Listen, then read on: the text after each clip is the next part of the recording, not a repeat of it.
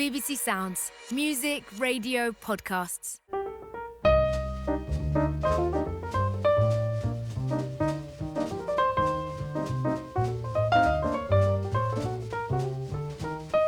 Tolstoy was an idiot. This is how he always begins. Then when somebody responds, Ray will say, All that crap about happy families. It's the unhappy families who are alike, uptight, cold. He'll gesture merrily at the havoc. Books everywhere, wizened tangerines and cold coffee heating on full. Poor bloke had never met us lot. We're famously happy, aren't we? Aren't we? And totally unique. And no, before you ask, I haven't read whatever the book is, Crime and Bloody Punishment. This weekend is his chance to prove that, despite recent troubles, the Hanrahans are still enviable, with Ray Hanrahan like a fiery prophet above them all. Tomorrow will be the private view for Ray's first solo show since the mid-90s. A miracle, given his pain and suffering, the medication-induced fog, and, whisper it, the recent critical attention for Lucia, his wife. They're having a celebratory dinner tonight. Even his tricky younger daughter Jess, who's abandoned him, will be there. On Saturday morning, Ray and his other devotedly loyal daughter, Leah, will finish the preparations, and then, in the evening, the show will finally open. If his guests have any sense, paintings will be bought, and the Hanrahans' glory days will begin. Lucia Hanrahan, the artist's wife, is lying on the concrete floor of her own studio, listening to the telephone ring. Please, she is thinking, let it be bad news. She is trying to be calm, to ready herself for an entire weekend of alert self-containment, of giving nothing away. 2 nights, almost 2 full days of solid dishonesty. But faking it, she has recently discovered, is easier than one might think. She's a much better liar than anybody guesses. She's been doing it for decades. With appalling timing, Lucia has come back to life. The thought of why makes her throat swell, her knuckles ache. She needs to focus on keeping tonight's plans straight, not obsess about whether a tiny meeting, even 10 minutes, could be crowbarred in. When will the ringing stop? It's the landline, which can only mean Marie-Claude at the gallery. No one else uses it. Lucia is not without ambition. Protecting Ray from this, keeping him confident, unfurious, has been her life's work. A phone call from the gallery will only bring upset because she'll have to tell him about it. He, too, was represented by a gallery. Once. He tends his grudge like a sacred lamp. He'd been spotted by Dolly Chastin at art school, was, for a time, one of Chastin's stars. Ray thinks he introduced Lucia to Dolly.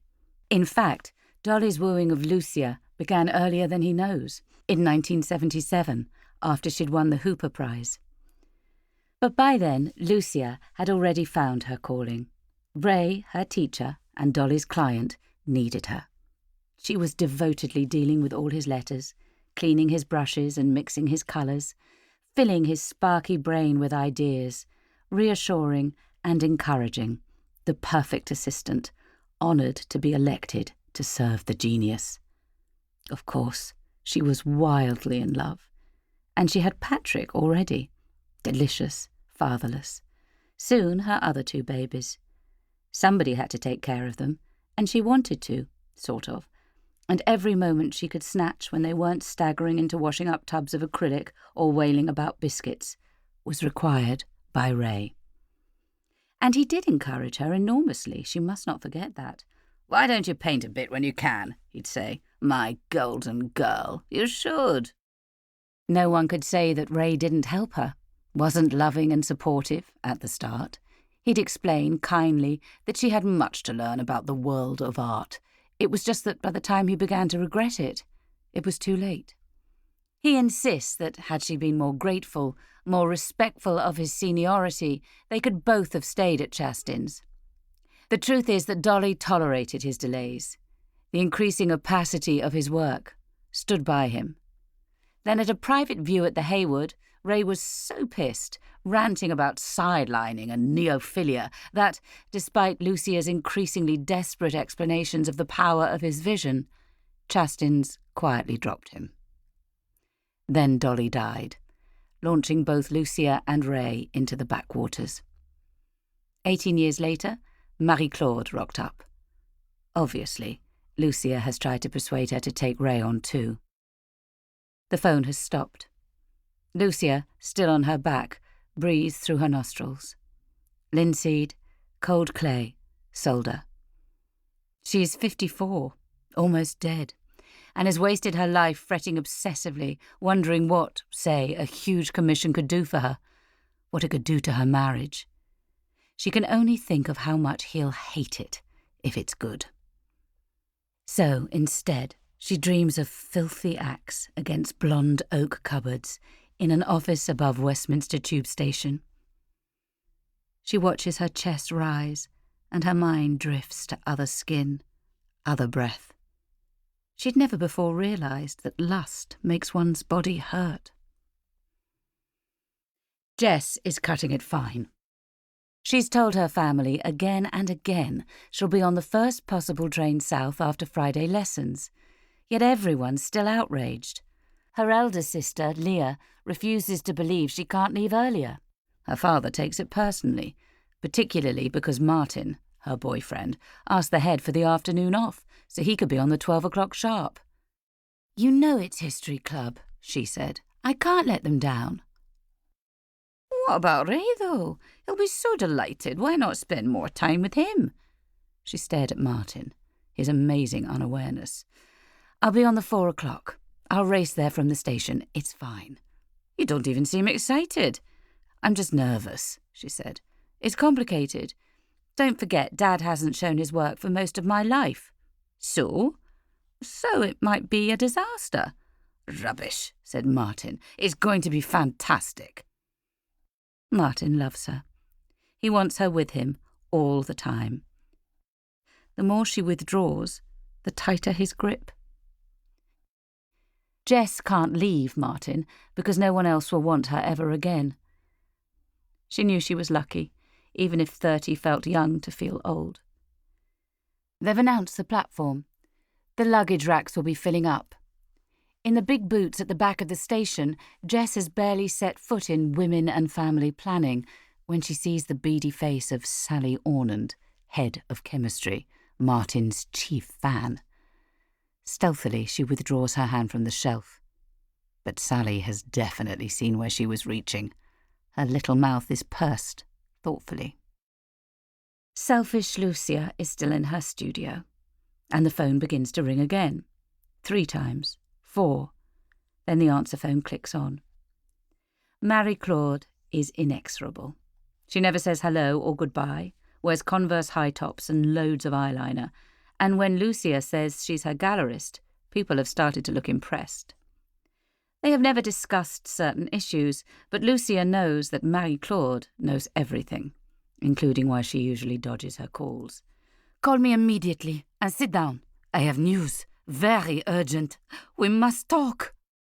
Lucia sits, but only to quell the fizzing in her chest. She tells herself it'll be a customs problem with the piece heading to Cologne, or the mystery buyer for rabbits has decided casting is too expensive. There have been some difficult moments. The fallout from the Hooper Prize, when Ray was officially still only her teacher. The awkwardness with Basil, where he still swears she was only offered the statement show because she flirted.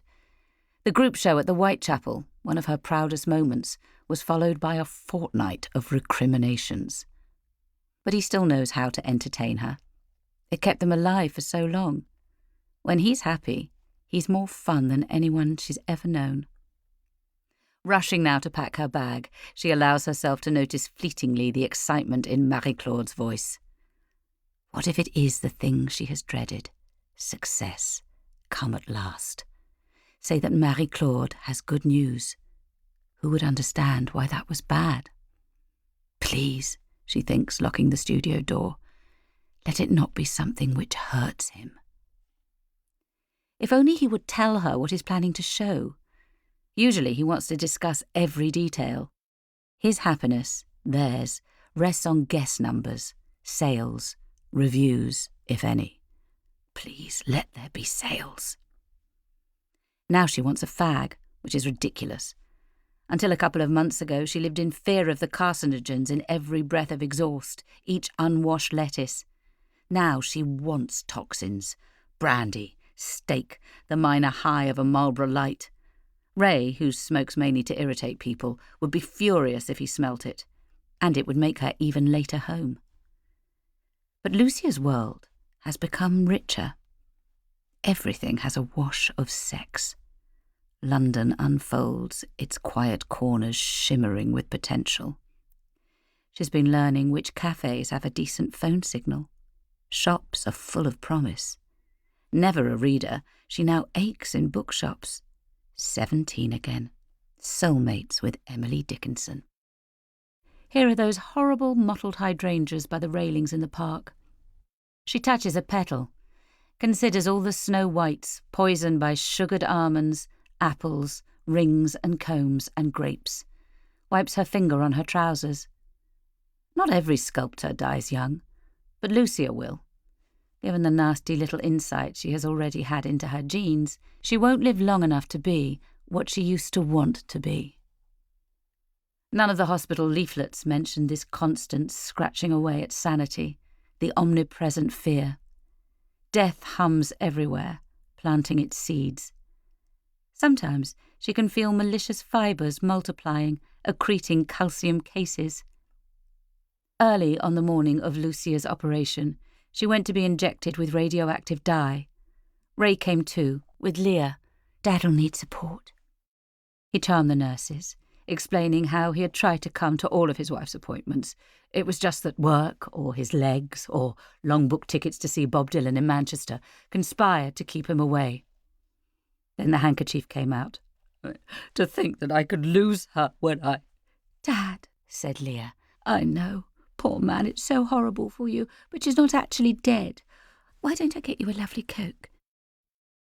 When at 10 the scanner was free, Leah, who had been a first aider at school, so is, in Ray's eyes, virtually a doctor, confidently reassured her mother, then hurried back to Ray behind a rubbery curtain, designed to protect family members from gamma rays while they waited.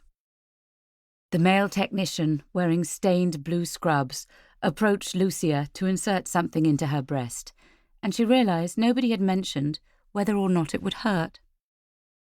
It did. 3 years later, her mind still winces at that searing pain. Lucia screamed. She knows this, because afterwards, as she weakly followed her husband and daughter back down the passages, Ray and Leah discussed what they had heard from the waiting area. They didn't even shut the door, Leah said. Just that car wash flappy thing. We could hear everything. Jesus, my poor daddy. How's he supposed to cope with that?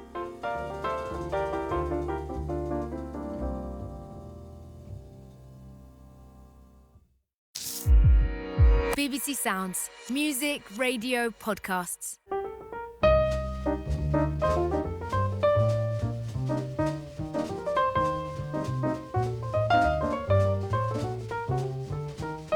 Jess is on the wrong side of the carriage, of course, gazing at the East Coast over a pitiful Year 9 essay. The idea of London makes her skin feel sticky. Is she sweating more than usual? Definitely not. Stop looking for signs. A pit is opening in her chest. Boots, Waverley Station, is far behind her. She hadn't let herself think it through, but now... It all started because she and Martin still hadn't had sex for her birthday weeks and weeks before. In truth, they, together, are not all she had hoped. Waiting for him to show interest was humiliating. Trying to interest him was worse. Without sex, she'd say, we might as well be flatmates. So, Saturday night, November closing in, and she thought, enough. To make our love better, I have to be brave. Trousers off, stripy top off. Come on, knickers definitely off. She expected him to say, why are you doing this? But he seemed to accept that she wanted him, or something. Afterwards she said, hey, you did use one, didn't you, love? The doctor said because of Mum I shouldn't be on the... We talked about it. Oh, we were definitely doing condoms. Oh, yes, don't worry, he said. It's fine. And he put his arm around her shoulders, like a brother. When her sister rang about this stupid exhibition, she asked, "Do I really need to be there? It's term time. Why don't I just come down on Saturday for the opening?" "Don't be stupid," Leah said. "You need to stay at least the weekend. You know how much Dad lives for family festivities." She thought of them, all on top of each other, piglets fighting for the teat. She is officially the lucky one. Leah is 32, still lives at home, has never had a boyfriend. "The Friday will be just us lot, but celebratory. And then on Saturday the cousins will arrive, and then it's the PV and a proper catered—" "OK, fine," Jess said. "But catering? Seriously?" There was an odd warmth in Leah's voice when she said, "You know, Pablo, he runs that amazing pop-up place by the Camden Overground." But by that time Jess had started worrying about what to wear. The thought of being judged by her father still makes her catch her breath. Everything she does comes with his silent commentary, a one-man chorus of contempt. Maybe he would be sweet this time. He might have changed. "Why can't you think about Dad's feelings?" Leah was saying tearily. "You really need to come home." The walls were closing in. "I have," Jess began unconvincingly, "my own life." "We are your life," said Leah. "Martin gets that. Why don't you?" "Martin thinks Leah is angelic, just as their father does. He's only seen the surface. He's missed the blighted Christmases, the stilted angry birthdays. He has cleaved unto the Hanrahans, and up to a point, they have to him." Lucia wanted to be touched. At first, after what happened, she would obsess about whether Ray would want her. He'd say she was being ridiculous, but did nothing to rectify this marital ice age. Yes, he would kiss her, briefly. He said he still desired her, but it always ended there. The nights unsullied, the mornings quiet. He'd say, "We're not all insatiable." She wasn't insatiable. She just wanted to be sated. She has always wanted it, if truth be told, a little more than Ray. It was humiliating to be so unwanted, a woman in her prime without a sex life. The lust faded. Hope faded. And then came November. Which is why Lucia really shouldn't care who Ray has invited to his show. She has no right. Yet, late last night, she'd blurted out, "Have you invited her?" "Who?" said Ray. "Suki Blackstock. To your show, please tell me." "You're being silly." "Suki," said her traitor husband, as if Suki Blackstock wasn't the ruiner of everything, a destroyer in ankle boots, "is just a friend." Lucia used to be ready for combat, afraid of losing Ray to a tender student, a stylish younger colleague. Yet her foe turned out to be in plain sight, an older, tighter, better version of Lucia. Suki Blackstock had been a parent at Parliament Hill, too attentive to the husbands, showing off about hangovers, animated laughter. But divorce and her inevitable retraining as an osteopath made her a different woman. There she was, at the Euston Pain Clinic, where Lucia had begged Ray for so long to go. She did wonders for him. He was evangelical, urged everyone they knew to see her. Somehow, Lucia's unreasonable taking against Suki became the reason his phone calls were whispered, why they started going out for lunch. Still, he insisted, Lucia was being paranoid. To prove that they were merely friends, close friends, he invited Suki Blackstock to summer drinks, a couple of dinners, in Lucia's own house. Ray's enraptured gaze told Lucia everything. Suki Blackstock wasn't even his first. There had been murkiness in the past, when the children were younger, but they had never been forced under her nose like this, while so hotly denied. "That's nothing, I swear," said Ray. "It's unbearable that you'd think that of me. Anyway, apparently her partner Gareth is very jealous, so she says we mustn't be seeing each other for a while." Ray was upset. He'd lost a friend. Lucia comforted him. Now they could laugh together at Suki Blackstock's manipulations, her manic flirting. He said he was avoiding her by choice. Then what happened began to happen. Every successive hospital appointment was worse than the last. It often felt as if she were falling upward or tottering into a pit. And afterwards, long months later, when she was back supervising, lecturing students, ragged with tiredness, she could not work. She'd sit in her studio and gaze at the light crossing the concrete, or nothing at all. At first it was terrifying. Then she realised it was doing wonders for their relationship. It made work impossible, exactly what Ray needed in a wife. Meanwhile, he betrayed her. Even as she lay in bed, the deceits and whispered conversations seemed to be restarting, like a grassed-over burial mound being bulldozed open. How she wanted to be wrong. Perhaps, as he suggested, she was going a little mad. The suspicion that something was up would not unstick. How likely was it that Lucia, with her sad mouth, flat bottom, lifetime of simmering worry, could be competition for the grinning, untrustworthy Suki Blackstock? Also, she was deformed. It wasn't over. There were months of procedures, drainings, dressings, and, under the gauze and itchy tape, scars. It wasn't until months later, as a lightly tapped chocolate Easter egg can fall open along the join, that he made his confession. Lucia's hand clasps her phone. She mustn't ring. It's time to lock up her obsession for the weekend, not waste her energy on plans for a 10-minute assignation. Ray was very clear about not wanting a song and dance tonight. It means he does. People, for the first time in years, were staying.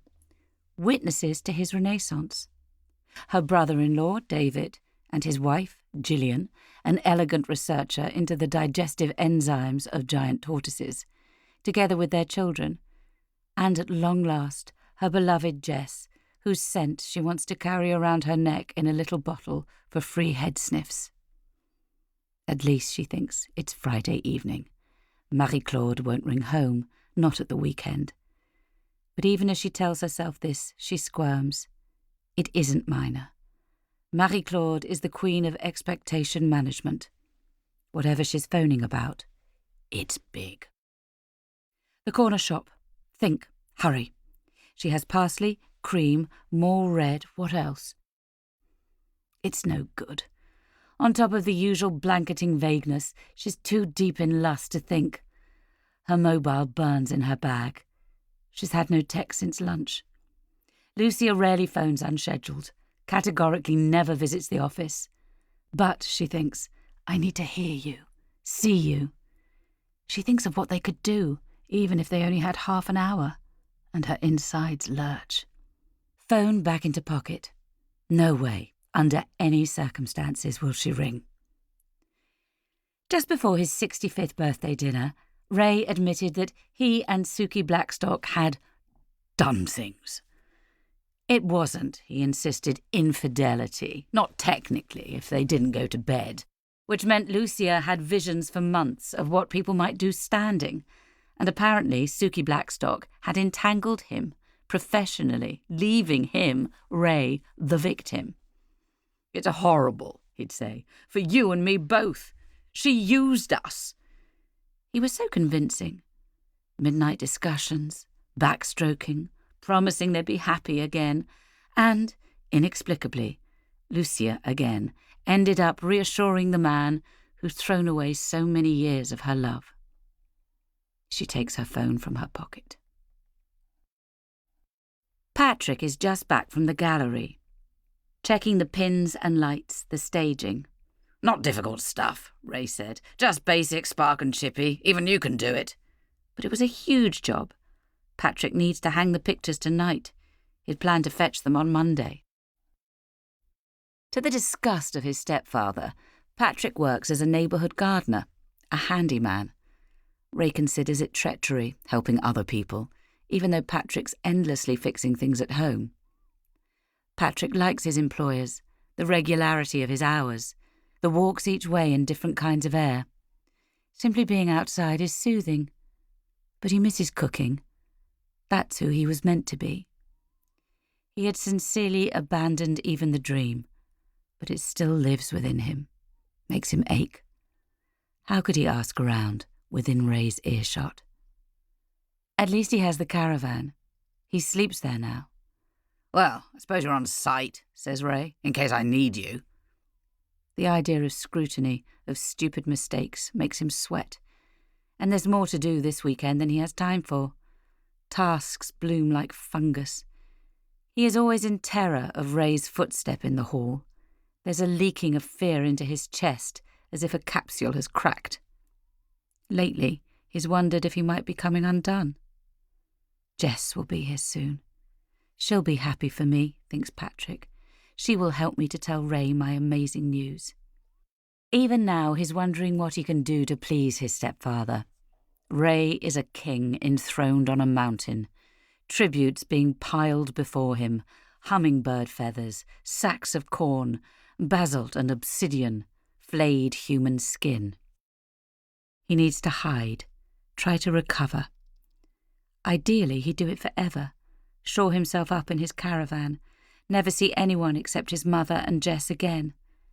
He misses Jess so much his chest hurts, but she'll be on at him about moving out, not sticking here changing fuses for her father. She knows that's what he used to hope for, but not how scared he's become. And now it's happened. Last week, his kindest employer, Mrs. R, called. "Your tea's on the terrace, and let's have a little chat." Mrs. R knows Patrick can cook.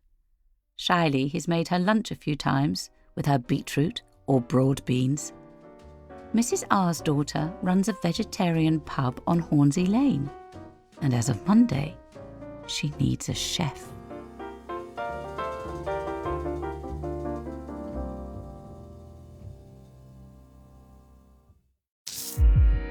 BBC Sounds. Music, radio, podcasts.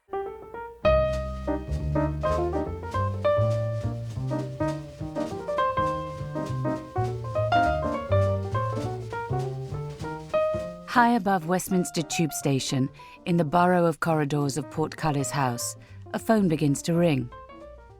"Hello?" "Oh," says Lucia. "Hi, hello, it's you. I mean, it's me. I just thought, is it okay to ring? I thought you'd be back home for the weekend." She has learnt that in the second half of the week, MPs are mostly in their constituencies. "No, I was going to, but felt bad about cancelling that European Humanitarian Federation thing, and some of the fun ones are still in town, so we thought we'd take them on the razzle. Maybe Golden Heaven. Imagine a Belgian eating sweet and sour ribs." The thought of friends, colleagues working within eyeshot of her lover makes Lucia tight with jealousy. "With other MPs? Your gang?" "Yes, some of the women's PLP. Or they might want Indian, which with them I can stand. They won't be all, 'Oh, you're the expert, you'll know what to order.'" "So, you're out tonight," Lucia swallows. Flames are licking at her skin. Her lungs are light. To reduce it, she says, "If I wanted to see you later." "I want to see you," Priya says. The mere idea is like lightning splitting her open. "Really?" she whispers. "If I hadn't said yes to this thing tonight, we could meet." Lucia swallows. "We're having people over. Would you consider cancelling the spare ribs?" "I could, conceivably." The sound of hot breath in Lucia's ear is like a fingertip. She wants to see her so badly, her eyes sting. "So you could come? Say yes, please." It was the 12th of November last year, a cold, wet Wednesday, and Lucia was tired. Just back from 4 days with a British school in Rome. Usually Ray is the one who goes on trips. He tried to make her wangle him an invitation, but she was evasive. She wanted this, alone. In Rome, something happened to her. She'd expected to miss Ray, but she was skittish, light of heart. In public, on a panel, then talking about her own career, she did not have to make herself smaller as she does in London, where someone is bound to report on what she said. She thought, this is how it could feel, being an artist, entire, Her spirit flashed into life.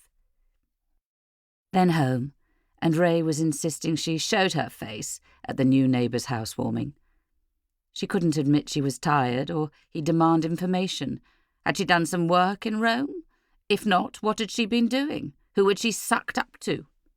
So she'd caved again, for a quiet life. The house was vast, glistening, unscuffed. There was no red wine, just cocktails served by the hostess, an events organiser from Oregon with little turned-up trouser cuffs. The cocktails were delicious. Quickly Lucia was on her next. What are these? Palomas. They're so easy when you have friends round. After 20 minutes, she wanted to flee. The guests were cool, pretend workwear or structured pleats, daunting jobs. The hostess, Muriel, needed help with the tray for the people upstairs, so Lucia took a huge plate of cornbread and followed her toned bum.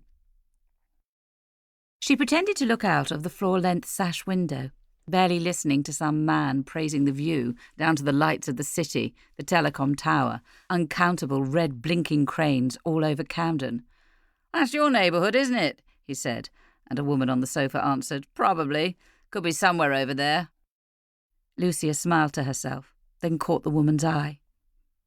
It was Priya Menon, MP, and local celebrity. Everyone knows exactly where she lives when she's down in London. One of those mews houses off Chalk Farm Road, a sort of glamorous stable, one up, one down. She has opened the annual Gilroy Street Fair 4 years in a row. She represents somewhere in the Midlands, but she is a local. She is theirs. Now, in a stranger's house, face to face, Lucia saw that she was beautiful. Cheekbones, strong jawline, firm chin. Priya Menon looked carved from warm sandstone, as if she should be holding up an Ionian column, a Modigliani caryatid, not eating chipotle corn puffs on someone's sofa. "God, these cocktails." "I know," said Lucia. "Palomas, apparently." Priya was speaking to her again. "These sensible people are making me want a fag." She saw that Priya had the nose of a disappointed empress, biggish, absolutely straight from the bridge to the tip. Large, very dark eyes with straight dark lashes, like a boy. A thick black-brown fringe, shiny as a horse. Then Priya smiled. As the evening darkness falls, early blossom glows pale against the ivy. The Hanrahan's house is subsiding into decay.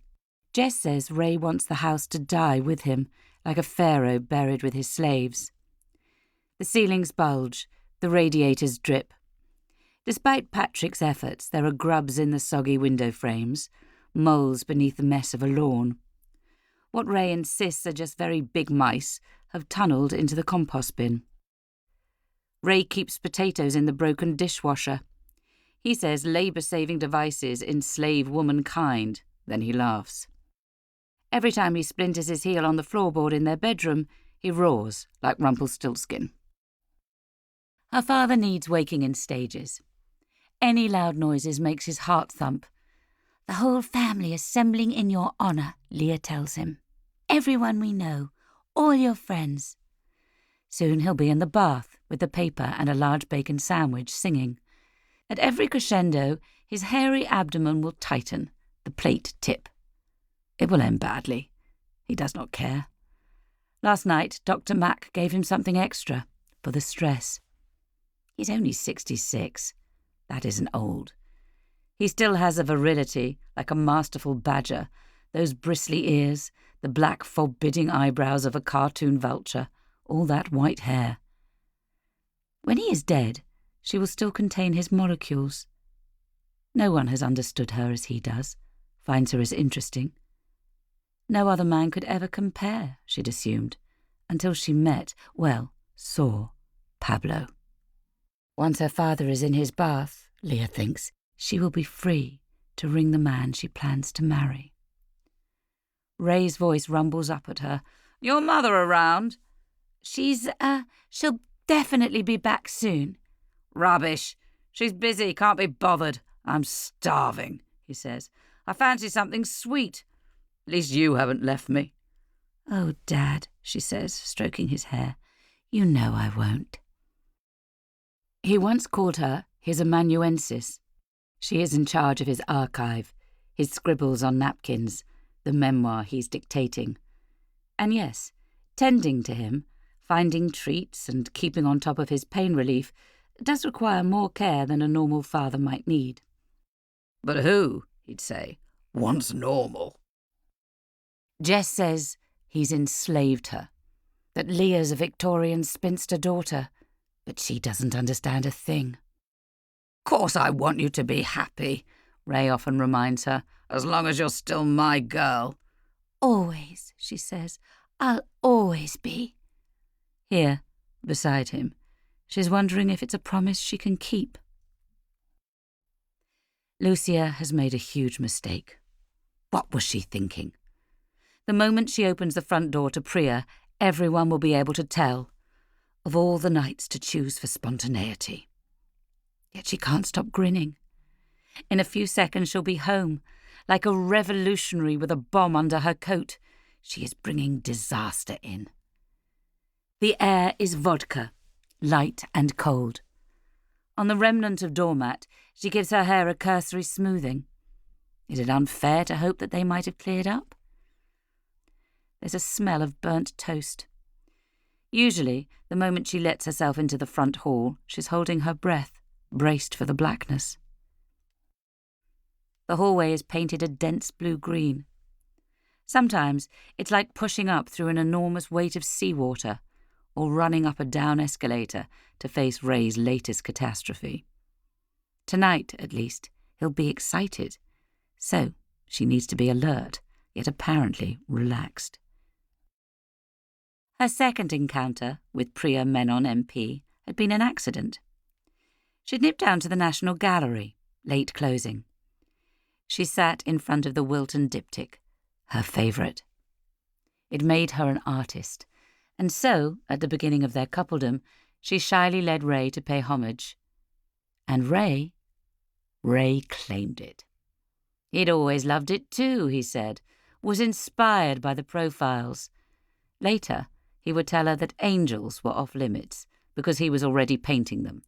It became his, only his.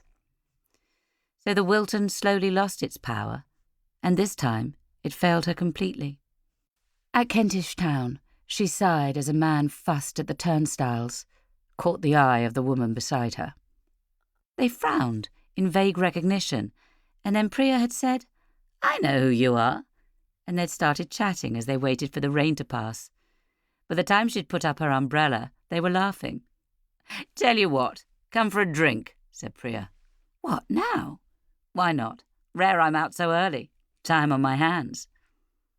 When she saw the glossy white kitchen table and yellow tulips, she knew coming here was a mistake.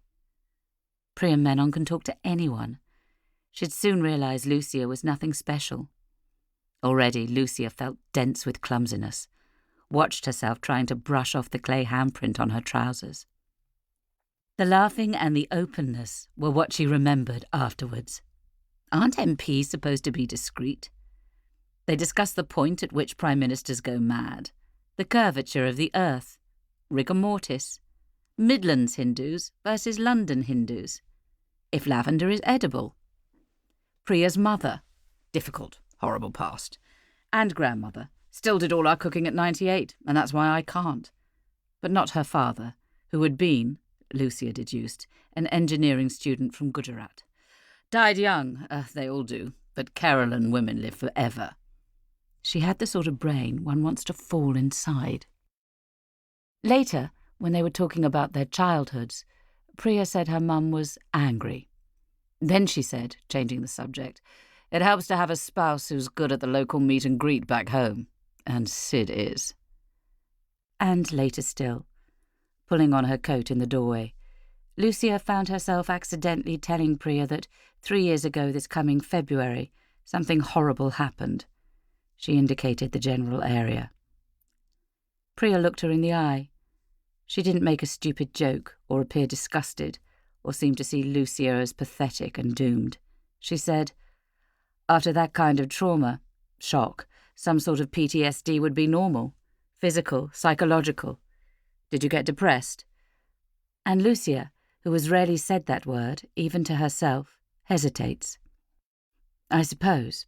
Ray says I was horrible, so maybe, although he thinks he was brilliantly supportive, etc. He did try. Maybe I was traumatised. I haven't thought. My role was to be the sad patient. Surprise. And are you reconciled? With him? No, with... And she looked down, below Lucia's chin, her throat, her chest, her, say it, breastbone. With what happened? No, Lucia said, swallowing. We're not reconciled.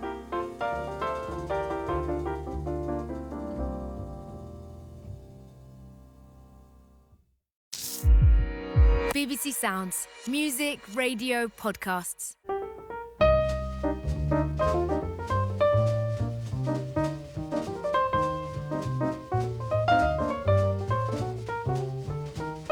Dragging his wheelie case, Martin, Jess's virtually fiancé, huffs up Brixham Hill. So far, his hopes for a healing of the Great Rift have been dashed. If, instead of obsessing over her father's imaginary crimes, Jess allowed herself to grow closer to him, they could ditch their rented tenement flat in grey Edinburgh, where he does his marking in industrial ear protectors due to an infestation of students, and find a pretty London terraced house close by. Better still, almost too wonderful to contemplate, they could be installed in Patrick's old bedroom, steering the Hanrahans back into happiness. Nothing will make them more delighted than if he brings Jess permanently home. When will she appreciate what she has? He is ever more awash in nostalgia for Jess's upbringing, not his own. There must be a German word for that. Lately, she has been possessive about time to herself. It's ridiculous. They are a couple. She shouldn't be having long baths in silence. If he so much as pops in to sit on the loo and update her with the day's news, she turns grumpy. Martin is a man now, with white hairs in distressing places. Isn't it time he took charge? Fat little kiddies, grandchildren for the in-laws. He smiles at the thought of Ray's gratitude, Leah's respect, even, perhaps, the joy of Patrick. His thoughts drift to poor old Patrick, tinkering away in self-imposed caravan isolation. Jess once mentioned a bad fight with Ray. Patch is only a stepson, but grew up with Ray in this warm, welcoming house. What a waste of a perfect childhood. It had taken Martin some time to realise that Ray Hanrahan may appear like an impatient Anglo-Saxon despot, that scowling bonhomie, the voice, but is all heart. Martin learned to bring him tales of others' misfortune, like a cat laying torn mice at his feet.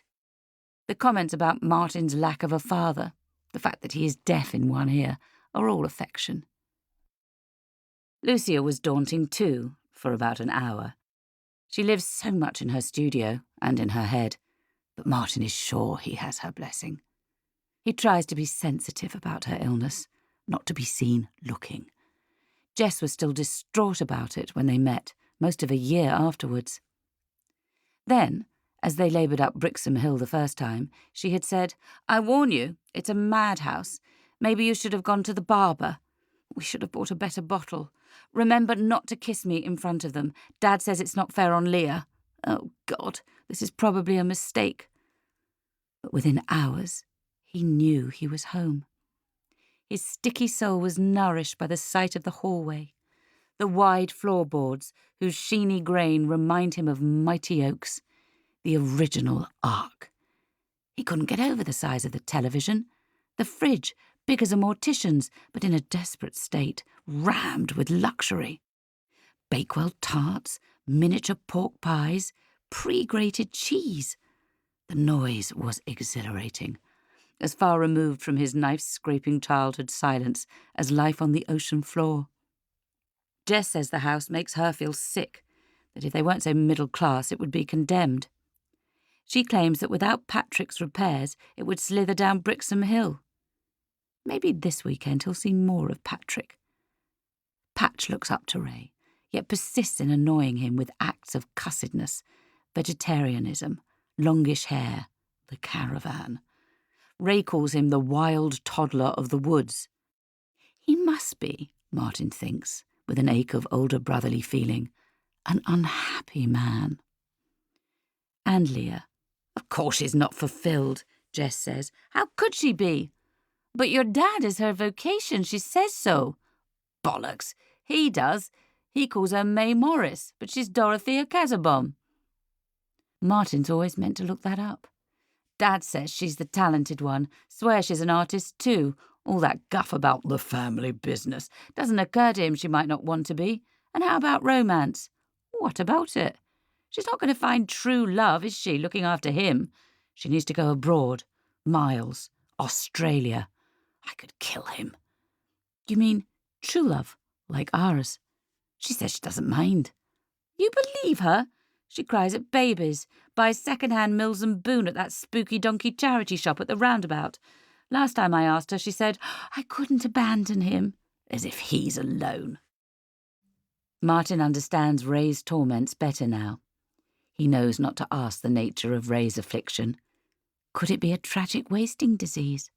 What does polio look like?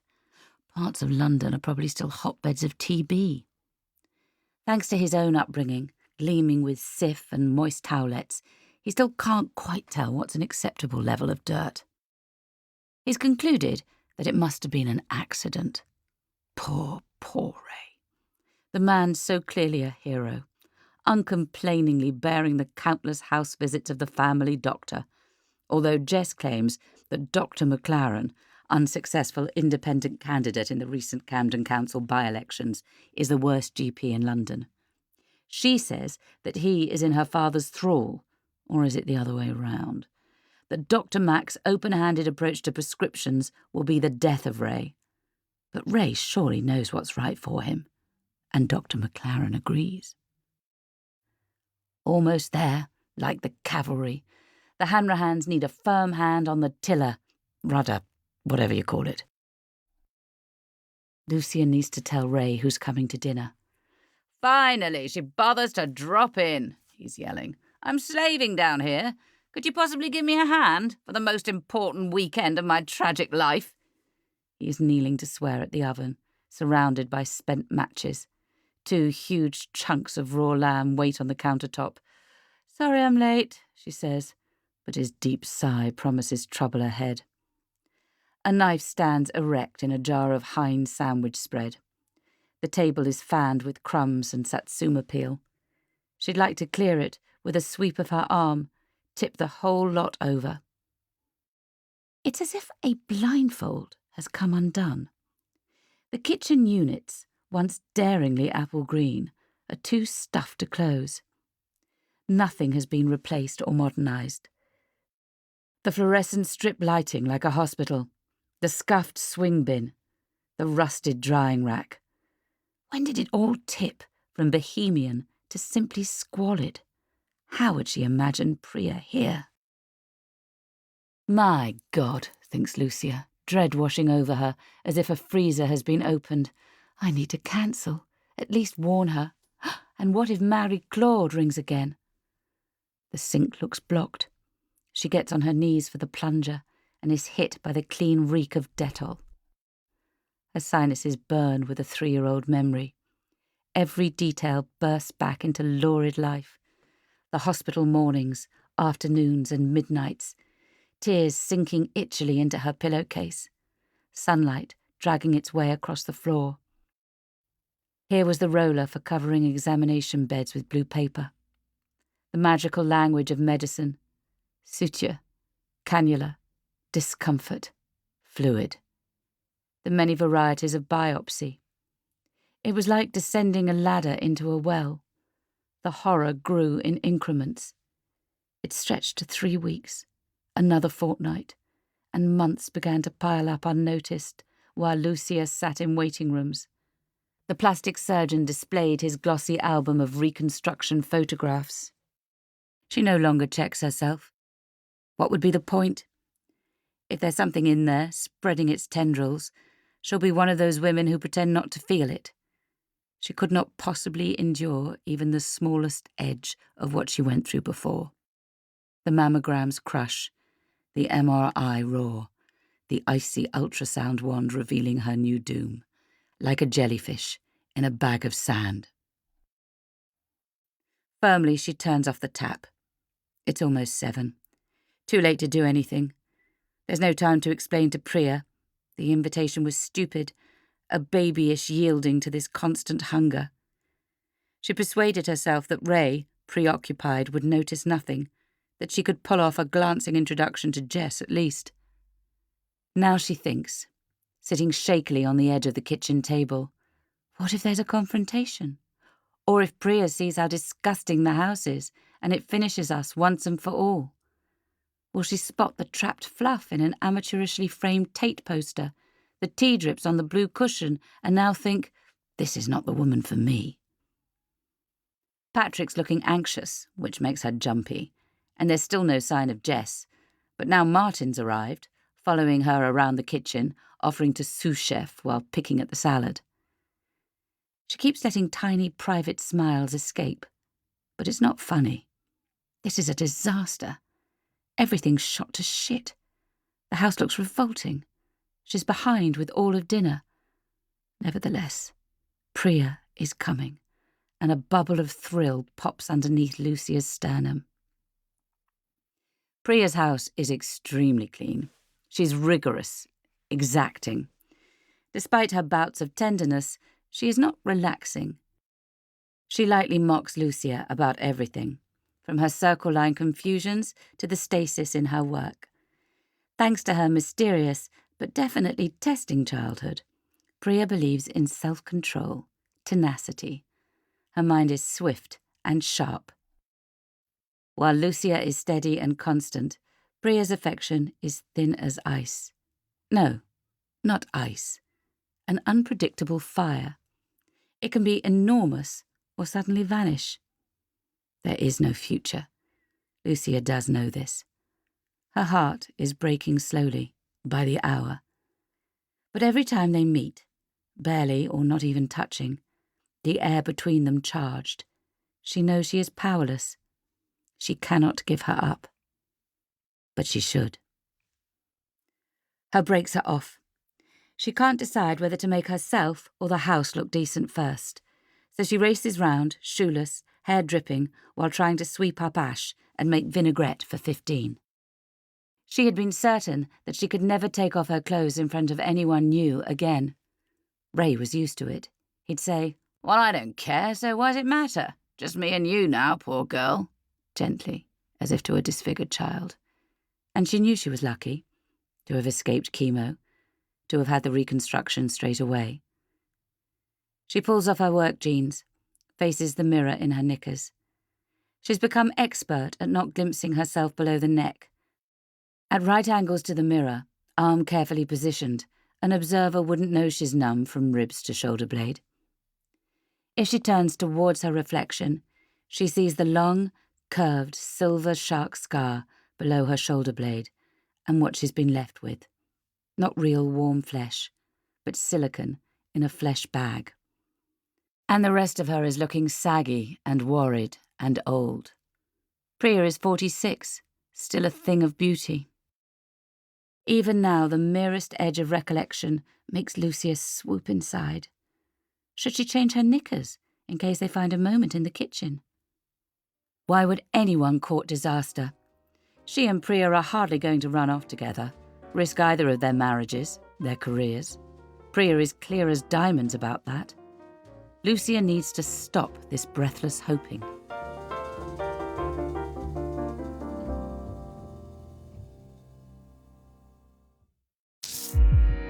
BBC Sounds. Music, radio, podcasts.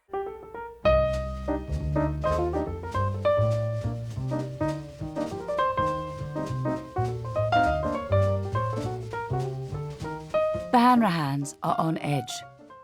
Lucia keeps checking her watch, biting her lower lip. Whatever is bothering her, Martin thinks, will vanish in the joy of my decision. Ours. They need us back here, even if they don't know it yet. Ray, in his chair, is surrounded by small bowls of crisps, like a bear. Martin begins to fret. It's time to tell Ray that he and Jess are staying. A shiny treasure to bestow. I need, he thinks, a chance to catch up man to man, mano a mano. I'm family now. People keep coming in. A shabby gallery owner, Salvo, the wine shop man, a poet and his distraught-looking critic wife. The wife is wearing a furry gilet. Why she come as a Flintstone? Ray says at normal volume. And after that, the wife keeps her face turned from him. Ray has taken the news of their extra guest strangely well. Lucia emphasises the husband. Remember you met him at an opening, I think, last year? Siddhartha, Sid. You really got on. Husband of that politician, isn't he? Now he goes to the window and hoiks the lower frame open with one hairy arm. A wolf waiting. She's only MP for Sheffield or Birmingham, somewhere like that, isn't she? Not even in the actual government. She'd better be Labour, though, or she's not setting foot inside my house. I could always cancel, Lucia says, and holds her breath. I'd burst into flames, she thinks. Short of killing my children, there is nothing I would not do to see her. No, don't cancel them, says Ray. It'll be amusing. Has anyone seen Patrick? Martin asks. Leah sighs. Apparently he heard foxes. Someone, Ray says, go and fetch him. I will, Martin says. It's cold outside, and shadowy. Patrick? Will he, Martin wonders, let him into his caravan? Patrick is on all fours, head torch on, reattaching a trailing vine. Even now he scrabbles for ways to please Ray, telling him about repairs he's done and savings made, as if his stepfather's disdain could be staunched.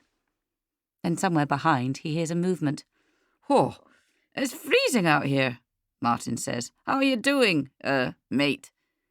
Patrick, looking extremely flustered, makes a small sound of welcome.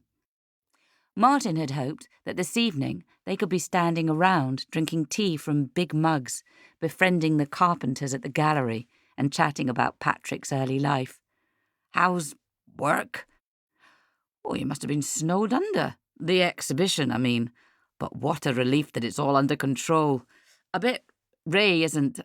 It needs to be just right, doesn't it? Are you still in the caravan? Yup. I've never seen inside it. Right. Can I? Martin asked brightly. What? See inside. Patrick is starting to feel sick. He never knows how to extricate himself from talking. Only Martin can cut them free. But Martin won't stop. What does he want?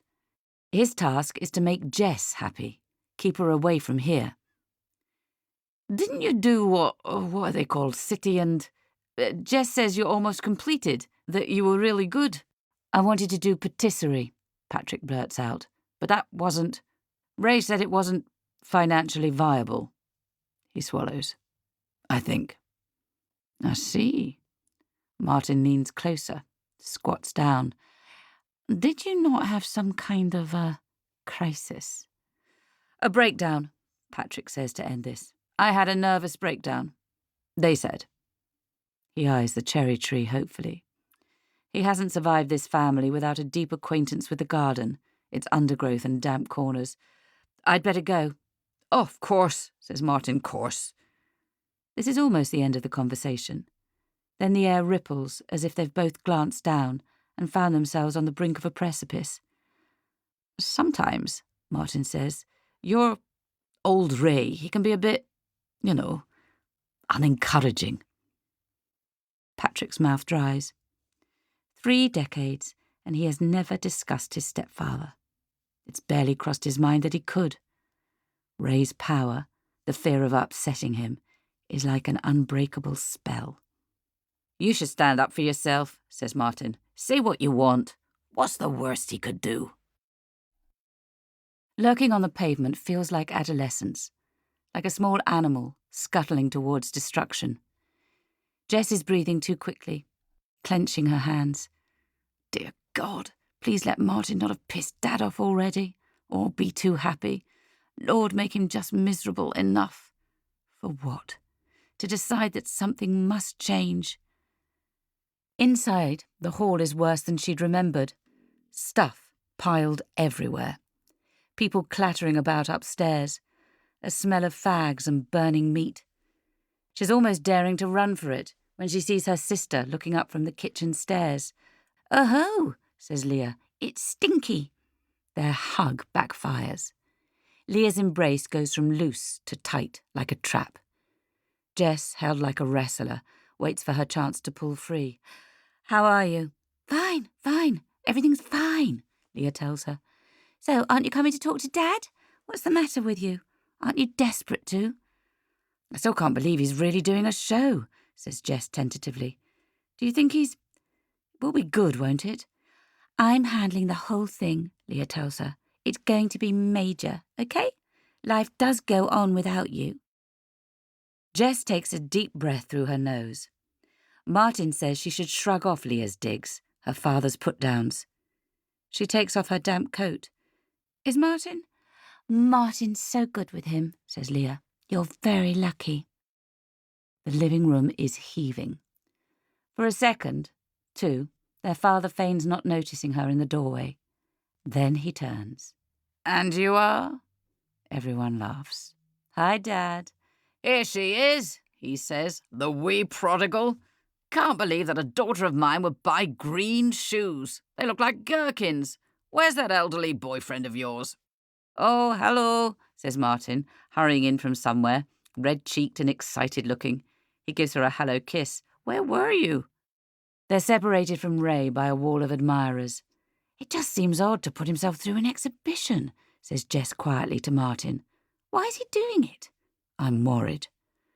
"Isn't she always?" says Martin to Leah.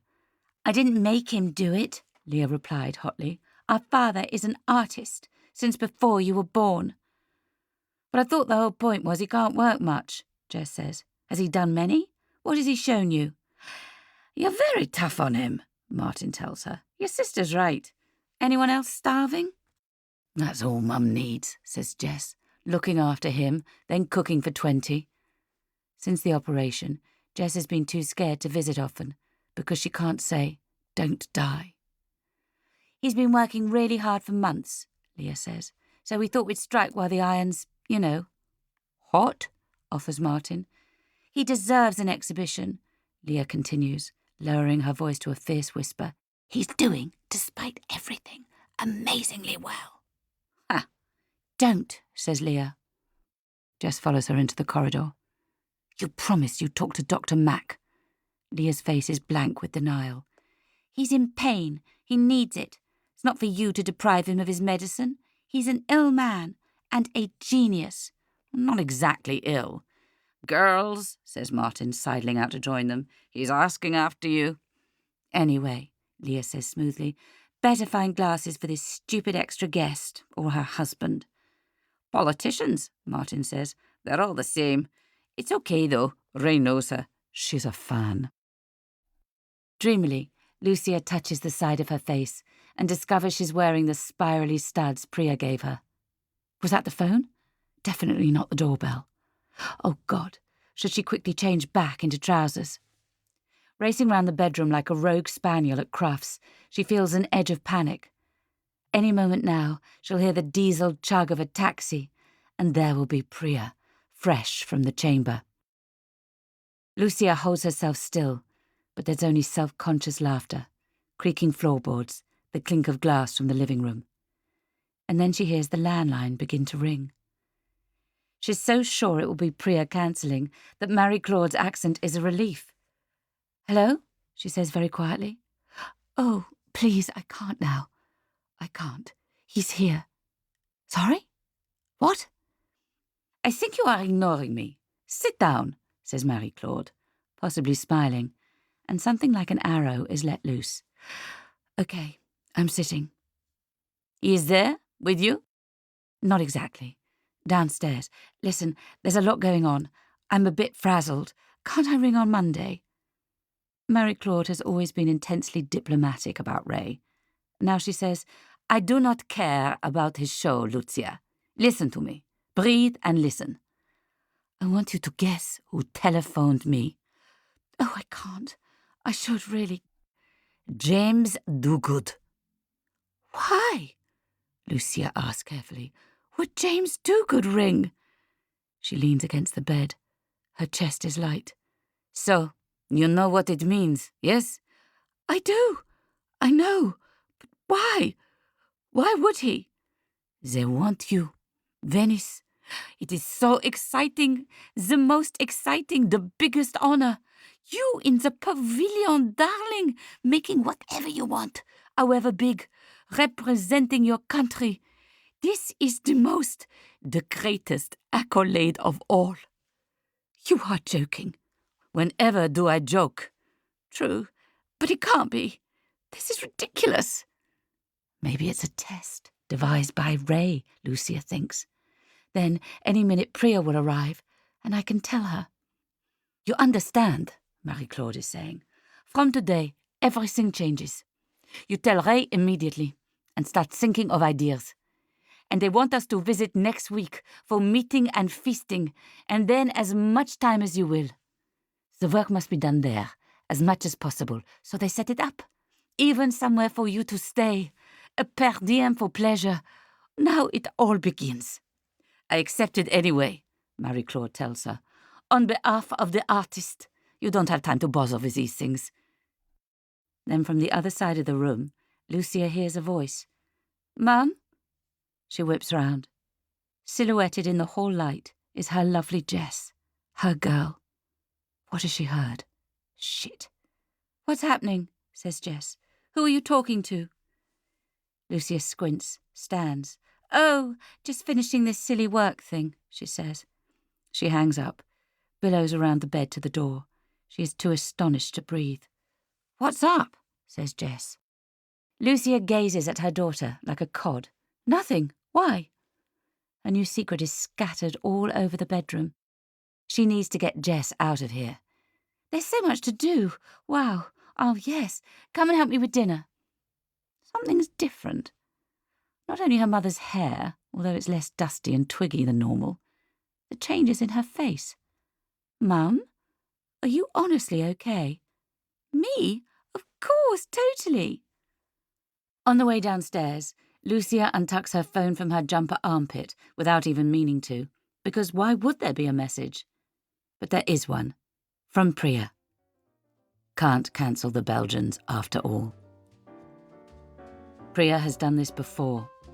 Let her down so casually. Hearts are elastic, but only to a point.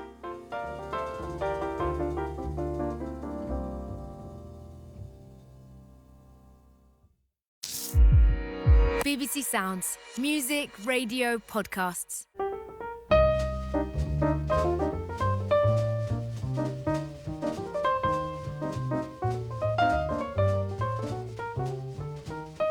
Saturday morning.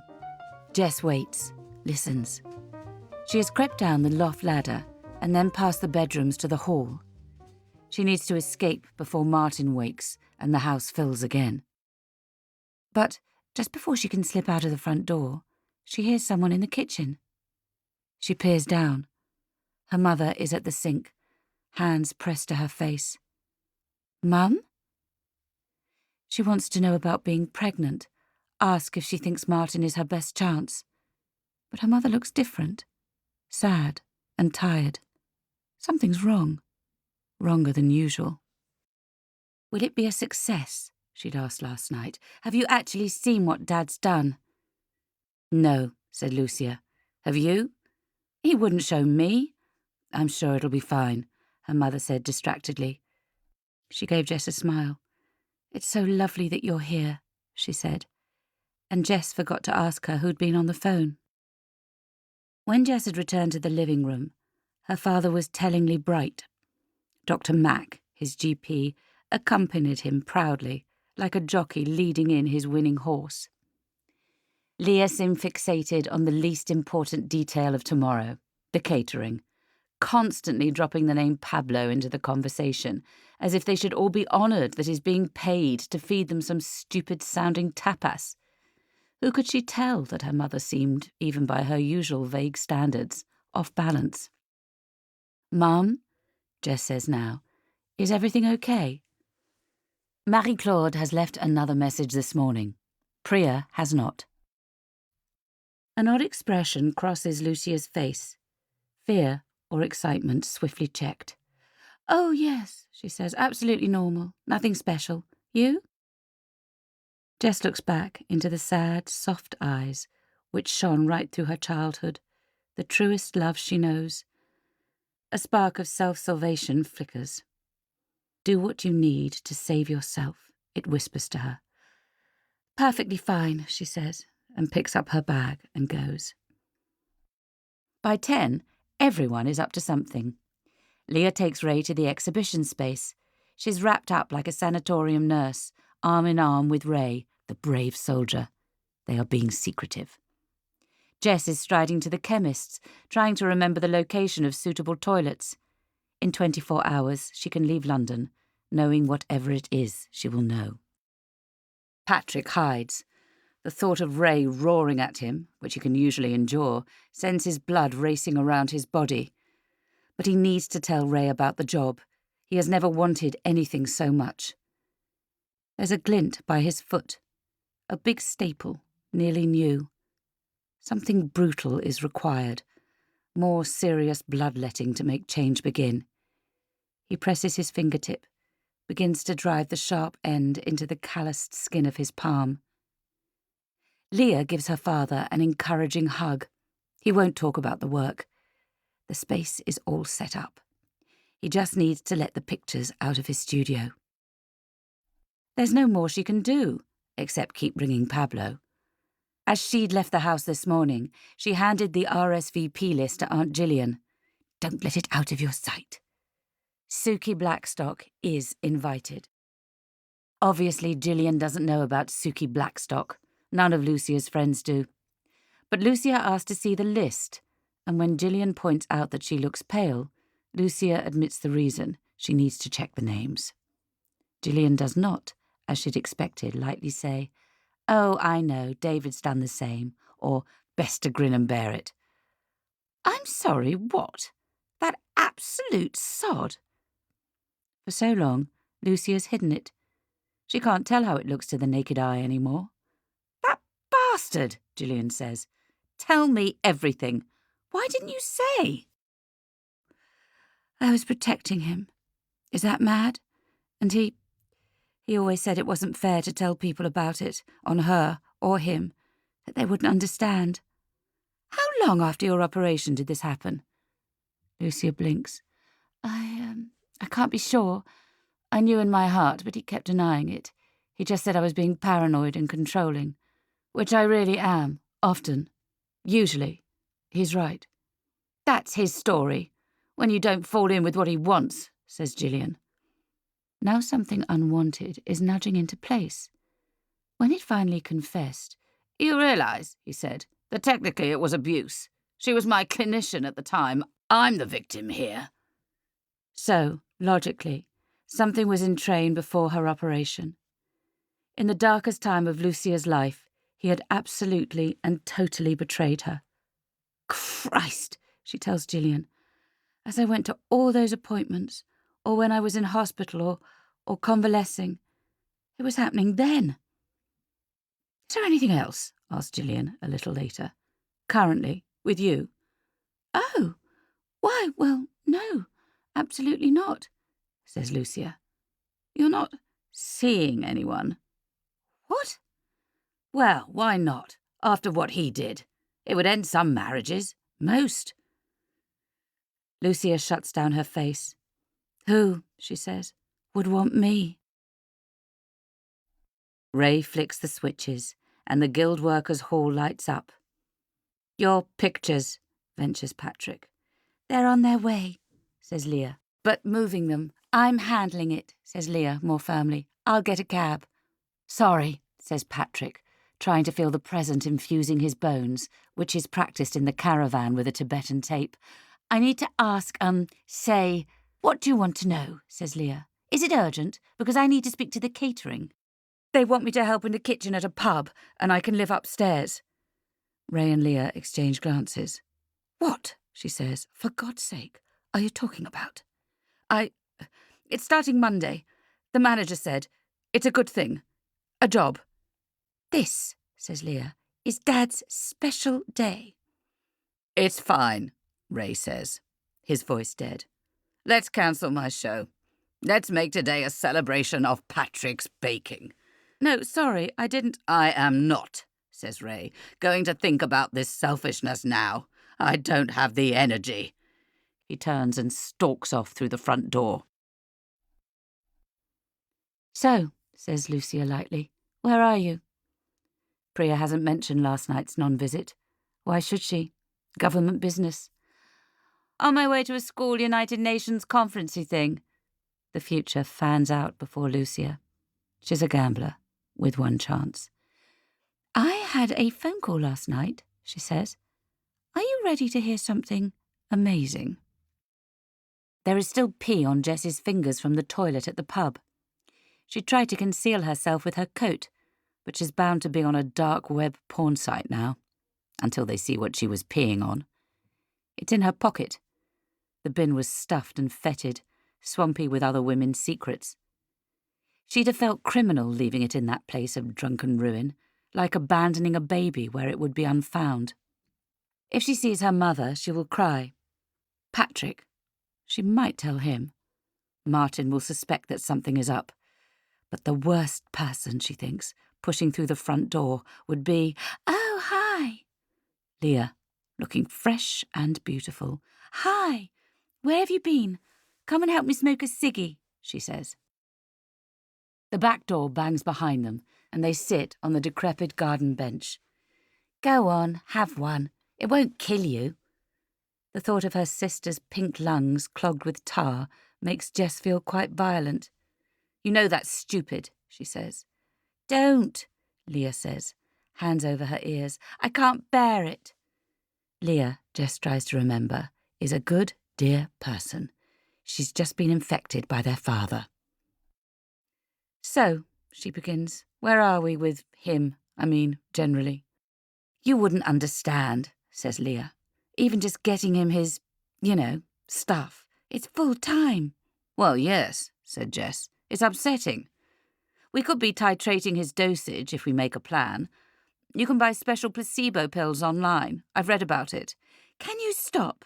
All your shouldn't he see another doctor? Shouldn't we wean him off crap? Dr. Mac is in charge, and if he says, Dr. Mac is a poisoner.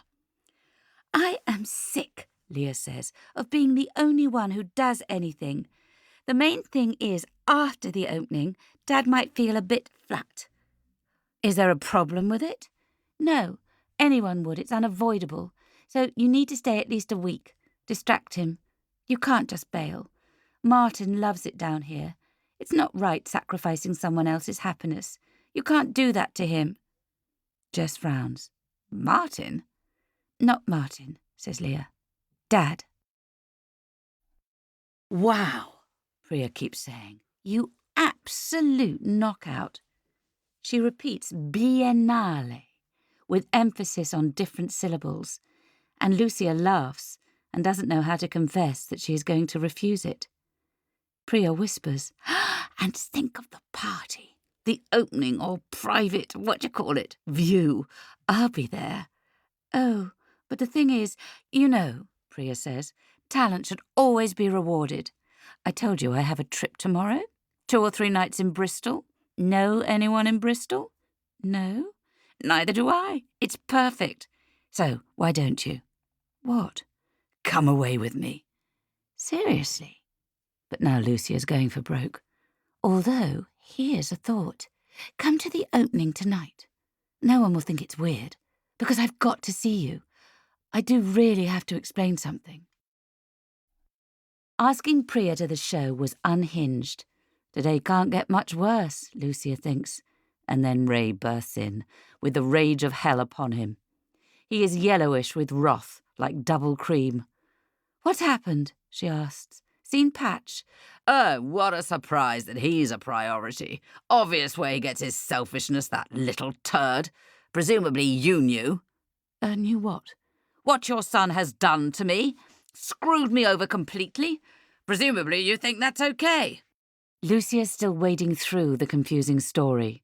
A real job? something about cooking in a pub, when the phone starts ringing. Leah has walked in behind her father and picks it up. The accent is French. She is instantly on guard. Marie-Claude is a cow, Leah thinks. She hasn't offered any help with the exhibition, even though her father put her on the guest list.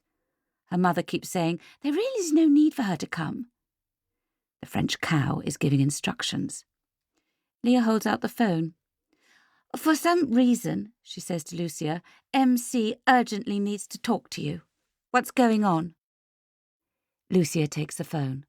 Hi, she says, turning casually. Marie-Claude? What is it I shall say to them? Marie-Claude's voice seems to boom out of the receiver like a sports day megaphone. At the Biennale. Lucia gasps, coughs. Marie-Claude says over the spluttering, No, do not run away. Leah is staring hard at her mother. Did she hear? They need you to confirm, says Marie-Claude.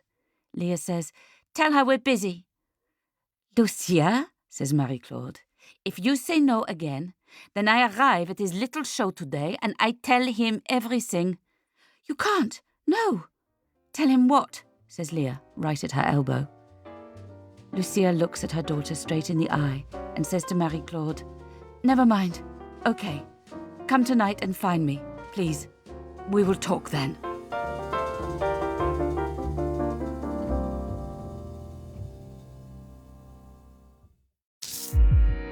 BBC Sounds. Music, radio, podcasts.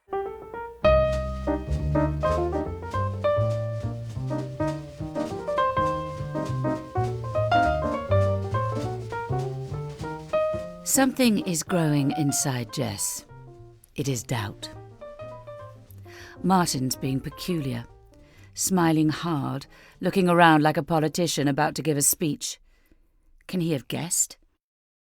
Jess has avoided being alone with him all evening, but he catches her in the end. Why are you running away? He asks. Don't you want to hang out with me? I'm not running away, Jess tells him weakly. You look smart. He has been planning his outfit for weeks. His parents' evening jacket, the patterned shirt Ray once told him was natty. How does Dad seem? She asks. Was he okay? Yes, he says, nodding like someone making a decision.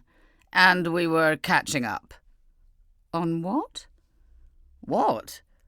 Oh, so you're wearing that dress. I thought you said your dad hates it. Never mind. Have you talked to Leah? Do you know this catering fellow, Pablo?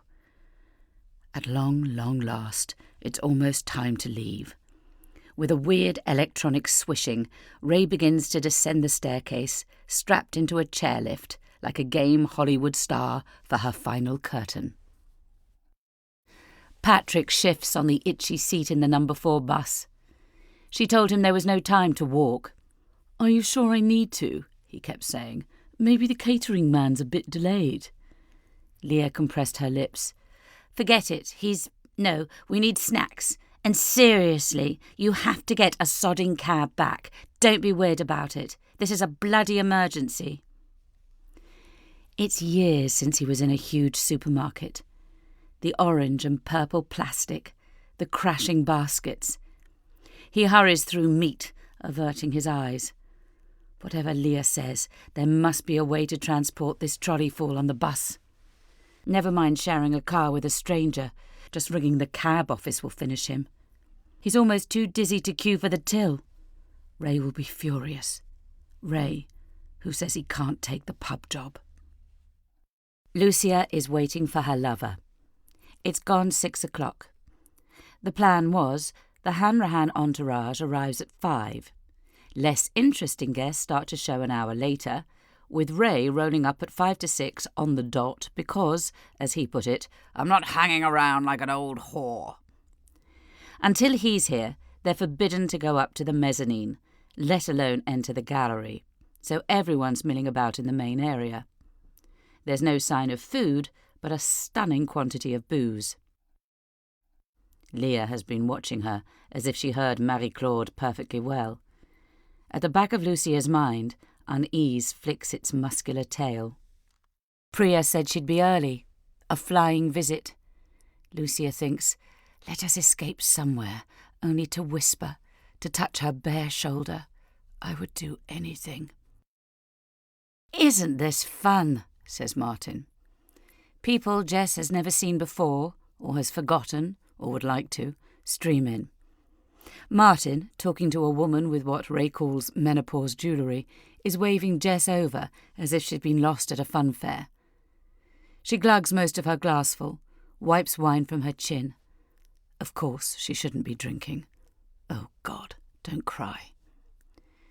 Lately, Martin's been giving feedback on her appearance. Too much black.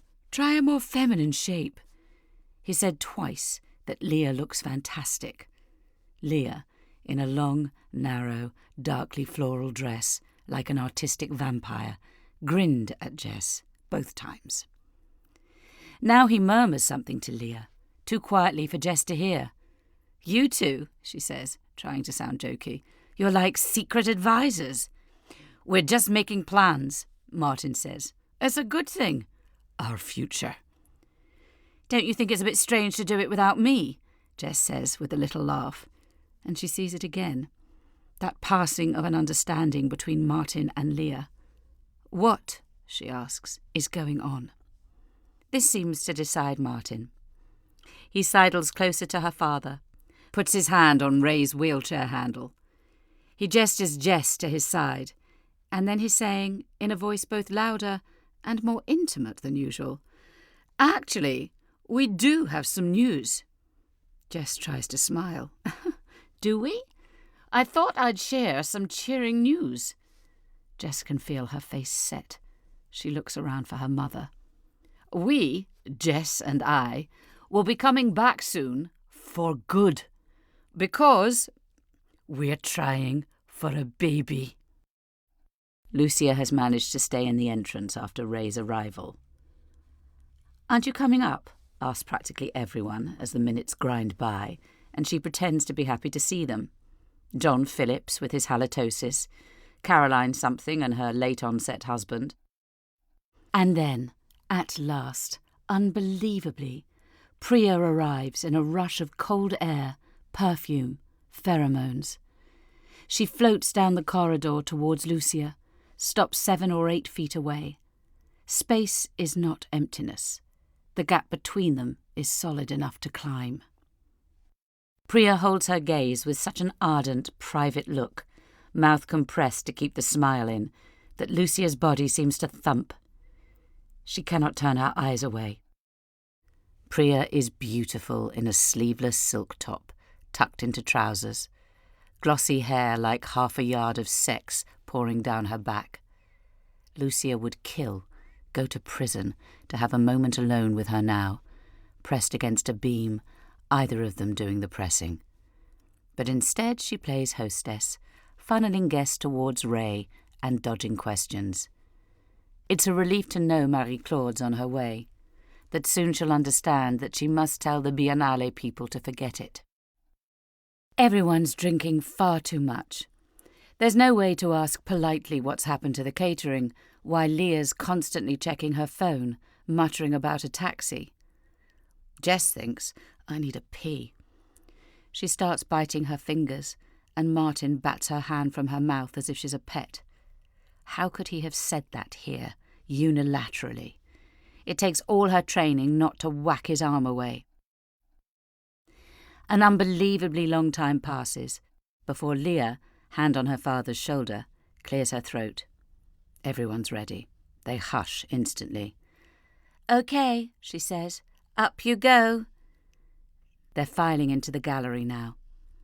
Even from the backs of their heads, Jess can tell they're automatically adopting the art face, knowledgeable reverence. Then they fall silent. That's promising, surely, says Martin. They must love it. Jess thinks, I cannot keep faking it beside him. He's made such a public show of her, of them. She's too hot, almost faint. People are looking at her stomach. Downstairs in a pocket of her coat, the cold white stick keeps it secret.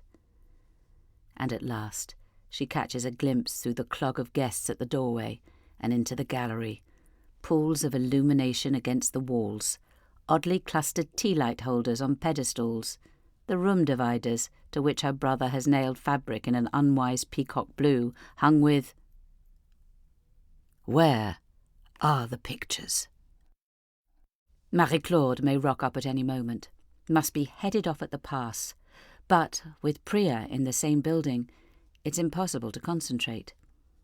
Lucia leans against the fire extinguisher. It's like a merry-go-round, a swirl of everyone you least want to see. It takes a moment to notice the approach of Suki Blackstock, the first horsewoman of the apocalypse. Loathing rises through her like floodwater. She's never before had a chance to hate her purely. There was too much grief. Now she's reckless. Joan of Arc with her vorpal sword. Amazing what one will do for love. Wedged here between the gallery and the top of the stairs, she looks her foe straight in the eye. Suki Blackstock beams back. She has the clotted mascara and bright intimacy of a woman who gets through husbands like tube tickets. "Is it wonderful?" she asks. "What?" "The show. Oh, I bet it is. I'm so excited." And Lucia, polite even now, waves her in. Something's off. The frequency from the main room. It's like being in a foreign city where, underneath a cafe merriment, one senses the beginning of a riot. There is a firm hand on her arm. "You should not try to escape me," Marie-Claude says. "That is for babies. Let him do his things." She waves her elegant hand towards the exhibition. "And come now, with me outside, so we can establish our plans." Lucia pulls away. Accepting is impossible. She has to make Marie-Claude understand. Maybe if she submits to a quick discussion, Marie-Claude will let her go. Meanwhile, what if Lucia misses Priya? Nothing, not even her career or Marie-Claude, even Ray, will keep Lucia away from her. Although, she reminds herself, she's turning down Venice for her marriage. Leah or Patrick have tried to make the lack of pictures seem intentional, dramatic. They've spotlit what there is, as if they're a selection from his oeuvre, but it's still 4, barely. The first, Jess knows well. It has been on most of the walls in the house, propped up in every corner, spotted with coffee, its varnish crazed. The card beside it says Stormendrang, but she's fairly sure it's a painting of the treehouse in that lovely garden on Brixham Hill, where he and its owner played at setting up an art school. Artist's own, oil on board. There is no date. Martin, very close, emits occasional thoughtful murmurs like a critic at a primary school art fair. Leah stands beside their father like a bride, laughing, joining in the praise and the mockery of absent friends, the artist's vivacious daughter. The second painting is familiar too. It's very pink and orange, faded creamy white, dripping like candle wax down what might be thighs. 3 or 4 brave admirers stand possessively close, commenting on its freshness, the rugged masculinity of the palette strokes. Beyond them, like an outer planetary ring, lesser disciples prepare their expressions. Jess stares straight ahead, head up. Where is her mother? The third is definitely a nude, just about. Blue, thickly applied. It looks very new. The areas of bare canvas sharp and clear. It is smallish, but magnificently framed like a cathedral centrepiece. Even at this distance, over the heads of the populace, Jess sees that it has her sister's eyes. By the time she has extracted herself and Marie-Claude, Lucia feels pulled thin as copper wire. Marie-Claude is insisting on excitement. "Don't be a silly girl," she says. "This is not to resist. Do not be absurd. This is joy. It is enormous success. You have earned it." "It isn't," begins Lucia. "It can't be. Look, I'm truly so sorry. It really would be amazing, life-changing. But I can't. Tell me, why not?" You know why. Marie-Claude says, but this is your life, your art. Maybe you can choose.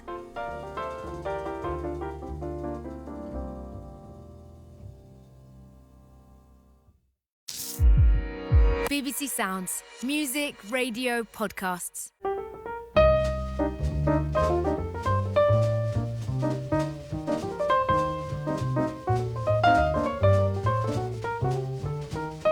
Everyone is making the best of a difficult situation, thinks Gillian, and that's what counts.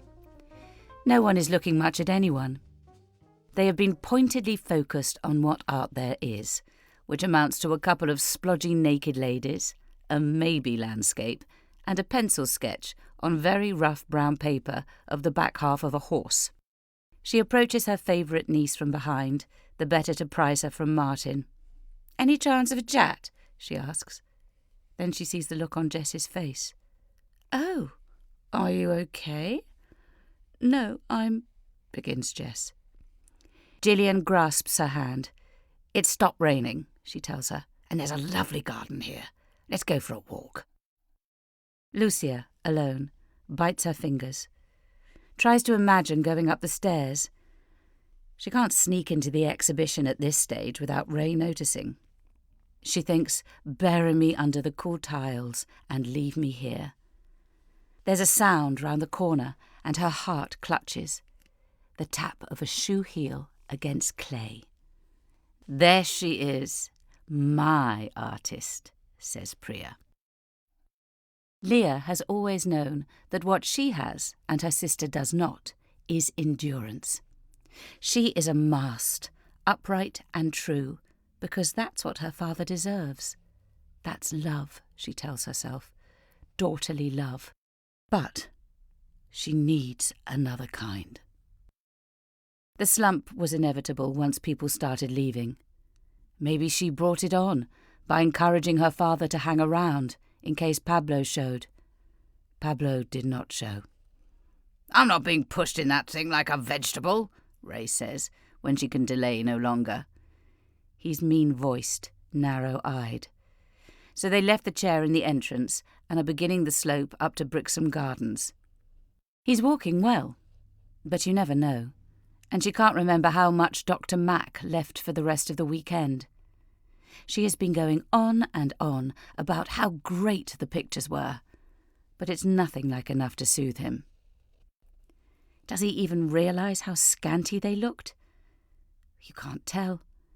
He's behaving exactly as he does whenever upset about anything at all. Eyes straight ahead, body stony, responses like a dying cold beast. She senses that his patience, even with her, is up. Lucia and Priya, deep in the darkness of the Guild Workers' Hall garden, are reaching a critical point. Lucia has been crying. Priya, despite her dislike of extravagant emotion, almost started too. "You knew, though, the limitations of whatever this would be," says Priya. "From the beginning, full disclosure." "I know," says Lucia. Lucia hangs her head. There is no pain like being the more loving one, and it's all she ever is. Bugger, I hate this. She thinks, what did I do before you? I was asleep. I was keeping myself asleep for you. I love you, she almost says, but manages to catch it. Priya puts her hand on Lucia's shoulder. They are hidden under a propped-up willow tree. "My sad, brilliant horse," she says. "I'm so proud of you." And she kisses her. She still doesn't know my decision, Lucia thinks. Could I not tell her for a few more months and keep her proud? They kiss and kiss, their hands reaching deeper into their winter clothing, towards hot skin. Lucia thinks, I will never get over you. "Tell you what," says Priya, "I do think Bristol together might be good." Lucia's fingertip strokes Priya's wrist bone inside her cuff. She murmurs, "Nights, together, Jesus." I might explode. Stand still, whispers Priya, and Lucia gasps. Patrick has been still for what seems like hours. It is essential that nobody finds him. The throbbing in his ear and hand and wrists is company. It makes him alive to every scurry in the undergrowth, the little howls of pain. Dew pounds the rough grass. A garden spider crashes its tiny, violent jaws. Ray will not let him have this job. It was stupid even to ask. What he had hoped might be solid ground was mud and dust. He thinks, if I can't have that, the one thing I wanted. His blood feels very thick. Time to let it out. Time to do something. He will not go back to the house and the fury. He cannot do it. What he should do is confront Ray. Shout at him about the selfishness. Burst through this force field until they can have a reasonable discussion about Patrick's job, which he deserves. It makes perfect sense. Except that this is Ray, and worms don't turn. Particularly worms raised by Ray. If it wasn't for Mum, Jess is saying, I'd stay away completely. Well, and Patrick, do you think he's actually mad? Dad, I mean. I'd have thought indubitably, Gillian says, but I couldn't possibly say. Does Martin feel the same? Jess gives her a look. Are you joking? He's Dad's true son. He's mad about you. Plural and singular. Do you think? Oh, God, I suppose you're right, Jess says, and winces. It's fine, says Gillian. He's a big boy. Jess gives her an awkward smile. Gillian is squinting through the trees. Oh, look, there's somebody out here. In the hot bolt of contact, Lucia has lost herself. She is looking into Priya's eyes, dry-mouthed. They are breathing each other's breath. Hello? The voice comes from behind topiary. Someone must have walked all the way over the grass. Priya has not removed her hand, there in Lucia's waistband. They stand, pinioned, waiting. Who's there? Calls the voice again. Leah, is that you? Priya extracts her hand, like a thief. Lucia needs a tree to lean on. Her legs are perilously weak. Priya, however, is steel. Hi, she says, her voice almost perfectly calm. Just chatting out here. Don't tell anyone. It's a secret fag. Who's that? Just Gillian, fine. And Jess, of course. Mum? Lucia steps out from under a tree. Look, Mum, what are you doing out here? Seriously, you should be back in the exhibition. I don't understand what his... Did you know? How could you let him? A wash of dizziness hits her so suddenly that she sways. I need to sit, she says, and plumps onto the soaking grass. Jess, are you all right? She's fine, calls Gillian. Did she fall? Bit spinny, says Jess. And Lucia starts across the grass towards her as a dark figure bursts around the side of the building and charges up the path towards them. Where are you? Her sister is screaming. You have to come home. He needs you right now. Their mother calls across the grass. What's happened? Leah, slow down. Is Ray okay? What are you doing out here? Leah yells. That idiot Dr. Mack has totally let him down. He promised. Lucia is moving towards them, rebuttoning her coat. By night she seems slightly transformed. She says, with a snap to her voice, Oh, love, can't it wait? She looks over at her friend, the MP. No, of course we won't tell the press you were smoking, she reassures her. It's an emergency, says Leah. What? Lucia asks, freshly kissed, the taste of Priya's palm on her mouth, salty and sublime, is going on. What do you think? Leah is almost stamping with outrage. He's in desperate pain, and that bastard Dr. Mack got pissed and forgot to leave the script. I thought you loved Dr. Mac, says Jess. Shut up! You shut up. Girls, says Gillian, hang on a minute.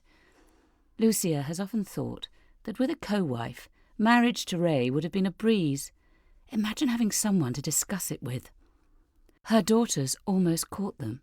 She should be cold with fear. So, how are you going to fix it? Leah's yelling, as if Lucia has simply lost her key. It would make Ray furious, disharmony in earshot of his cronies. But Ray's not here. Enough, she says. He bullies you, she imagines Priya saying. He betrayed you at the worst time in your life. Why should you care? That's enough shouting. Come here, both of you. So, Jess says, is he? Is he what? Gillian's right there. Jess pushes through it. She says, bad, or, the Dr. Mac sort of bad. Leah explodes. You are heartless. Yeah, that's what he always says, and he's right. After so much hard work, exhausting physical, emotional labour, artistry, how could pain like his be fake? You have never understood, she says, any of you, or even tried. Mum's done everything. Lucia steps forward. Enough, she says. Leah, just tell me what we're dealing with, what he needs. Think, Leah snaps. It's not hard. If Dr. Mac is pissed, though. We all know you assume I'm thick, Leah says, but I nicked his book of scripts. What's going on? Says Gillian. Jess, Leah is shouting, it'll take 5 minutes to go back for the car keys. Better bring an envelope too, and a pen. I can't do it, Jess says. I feel rubbish. So, Mum, says Leah, looks like you'll have to be the hero. Lucia swallows. Actually, the thing is, yes, I have, since, my operation, but in the dark, stressed, I don't think that I, should. To be clear, though, you have driven those since, Gillian asks. All the time, says Leah. She'll be fine. When Ray insists, only, it's hard to explain, but I really can't. Well, says Leah, you're just going to have to try. I can't do everything. It's only the new chemist by Highbury Circus. You've been down Holloway 1,000,000 times. You can't want to deny Dad his medicine. Not tonight of all nights. Is there really no one, asked Gillian reasonably, for his, treatment? I just can't, Lucia says. He could die, says Leah, crying hard now. You can't suddenly withdraw. Okay, Lucia sighs. Okay. Later, Jess, alone outside the Hanrahan house, is counting weeks on her red, cold fingers. If her friends have done this, or had it done, whatever you say, she's never asked. She hasn't ever needed to think about it. She was always too shy, too unsuccessful for accidents. It's only just occurred to her that dates matter. Hang on. It was the 12th-ish of November. Now it's the 10th of February. 13 weeks. Oh, thank God. That's legal. But what if the timing's different in Scotland? There must be places in Edinburgh. What if you have to take someone with you? If it has to be the father?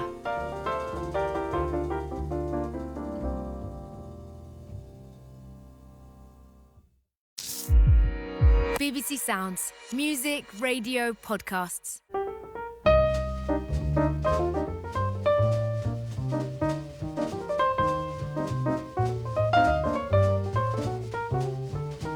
Dad? Leah tries.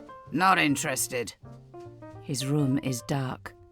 Leah's sitting on a heap of books, like a troll guarding the gold. Her father is calmer now he knows his medicine's on its way, although he's still angry with everyone who came, who didn't come, who failed him. What about me? She wants to ask. I'm sitting here, still.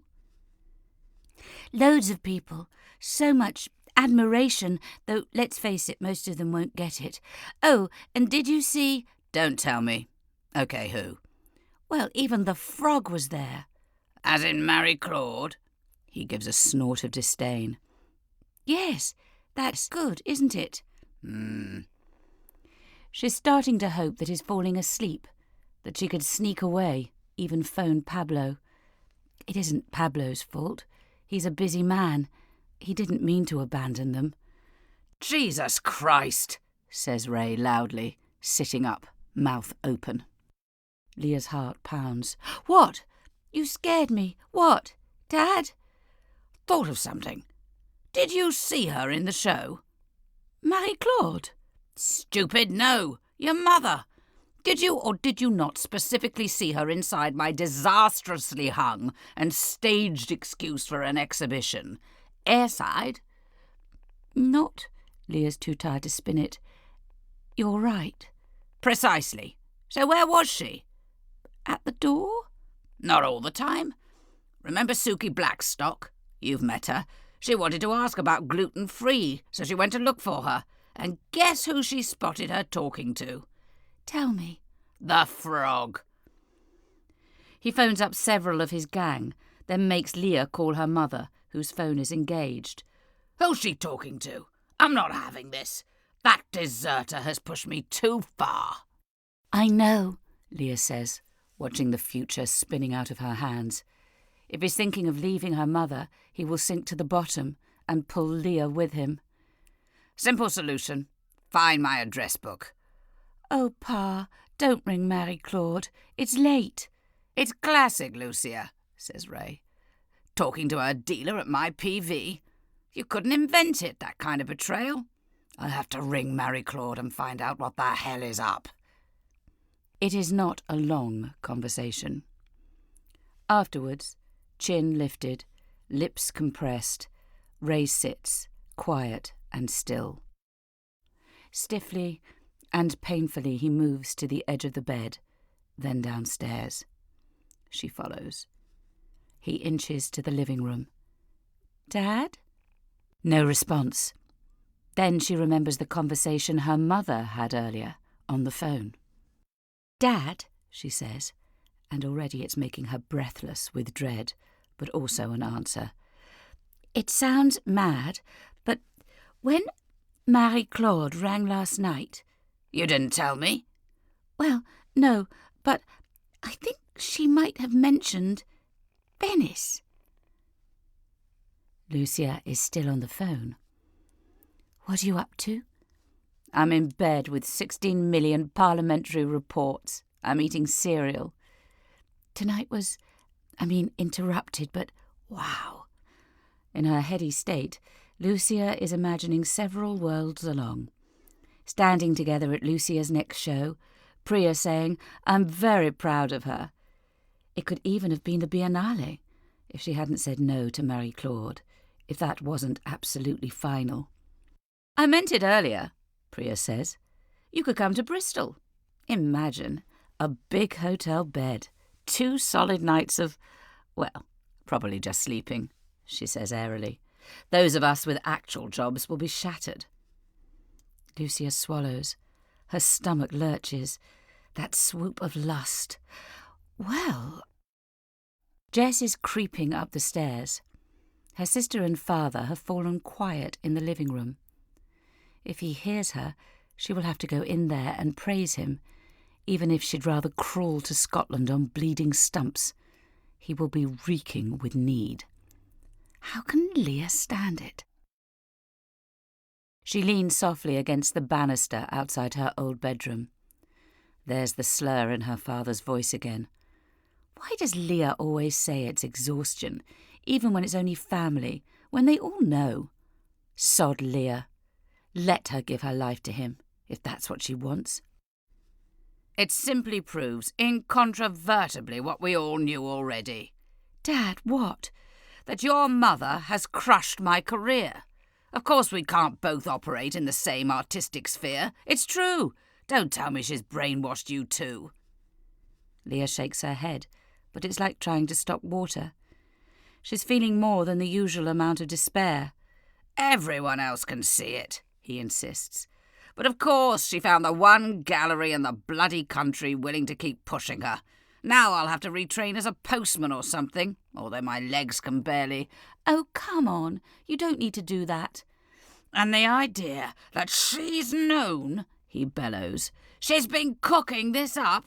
She's always been waiting to triumph. I was a stepping stone. His hand is on his chest. My pulse is racing. Lie flat, Dad. Remember, that's what Dr. Max said. Lucia has barely crossed the doormat, holding his pills in a paper bag, when she heard the shouting. My God, she says. Ray, what's going on? Ray is face down on the floor, Leah kneeling beside him, rubbing his back. It could almost be a massage, but he's bellowing into the carpet, beating his fists on the rug, a toddler long past comforting. You, Leah says to her. I can't believe you'd even dare. Ray turns his head. He stares at Lucia as if he's considering a disgusting lunch.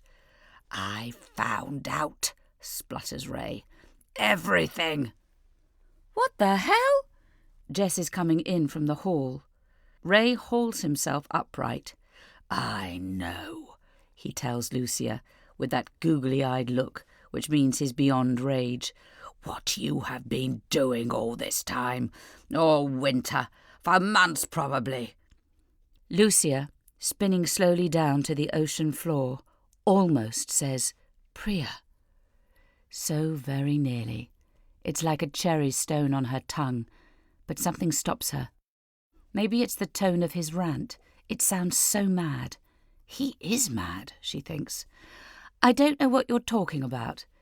You, he says, you snake. When were you going to tell me? If you knew the damage you've caused, I'll never recover. You disgust me. You always have. Do you know that? With your ambition, your pushing, your relentless me. Do you expect me to what? Walk in with you, holding your hand? Yes, I'm proud of my wife who has stolen the Biennale from me. Italy, which was always my special place. Don't even try to justify yourself. You make me sick with your, oh, I'm just a dusty sculptor crap. His hand claws at the rug. My God, that my wife, my student, could do this to me. I trusted you. I'm speechless. What have you done to him? Leah gasps at her mother. And if you think, Ray's spitting, nostrils flaring as if she stinks, the pretending not to want it changes anything, I mean, Christ, as if you'd set this all up, then turn it down. The damage, the disaster this will do to my reputation. After all my striving, my tormenting myself to produce, to keep this family afloat, as if being the breadwinner is an easy task, while keeping this whole show on the road. He extends his arm to take in the room, the house. You've obliterated. You've killed me. You have murdered me for your fucking stupid art. No, thinks Jess. This isn't right. Dad, she says, hang on a minute. The show. What? Says Leah. You leave him alone. You'll do him actual physical harm if you... But Dad, she has an urgent need to say this right now. Dad, how can you say she's hurt your career? After tonight? You didn't try with the show at all. After all the hype, there wasn't much. The only way she can do this is not to look at him, or at her mother, who has tears running down her cheeks. She closes her eyes, opens them, tries to focus on her sister's profile, but they all know she's talking straight at him. Mum is the one who works hard. She earns it, Dad. She does everything. And she's the one who... the meals and the bills... And that is when Leah turns and whacks her. Interesting, she thinks before the pain takes hold. So that's how violence feels. It was half smack, half punch on her face and skull. Not even Dad will be able to say that Leah didn't mean to do it. Then, wow! It's like being a plum burst. Through the crash of it, the extraordinary hot sting and ache, she has two clear, pure streams of awareness. One, careful, I'm pregnant. Two, at last, I can kill her. She turns to face her sister, looking for where to hit. Leah's smirk is like a scalpel, letting Jess's fury out. She has managed to back her sister hard against the bookcase. "It's not good for you, can't you see that?" She starts once more. "Being stuck here under, his, Dad's." "What?" spits Leah. "Thanks to all the nothing you do. Poor cotton-wool wrapped mummy's little let her piss off to Scotland and break our hearts baby, leaving me to sort out every single thing, all the problems, all the stresses, and poor Dad and—" "Stop that," says their mother. "Why are you—" And then their father's shouting above them all, "Hello!" And everyone stops. "This infantile attention-seeking while I'm physically suffering here. This was my day. You always were difficult, ungenerous.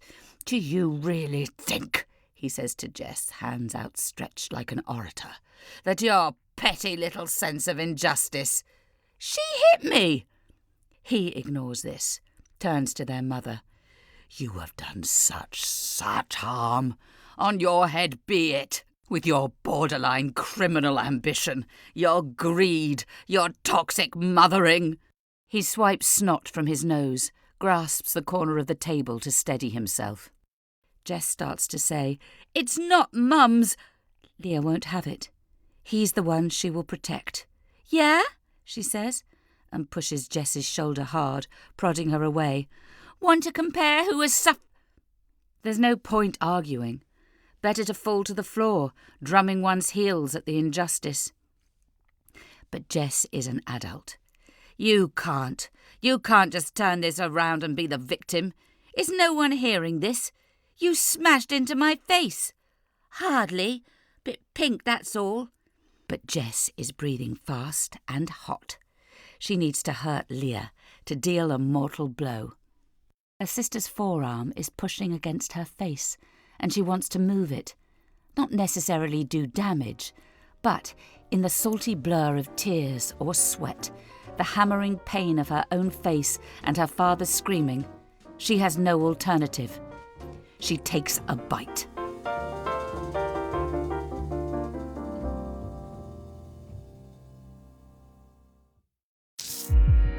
BBC Sounds. Music, radio, podcasts.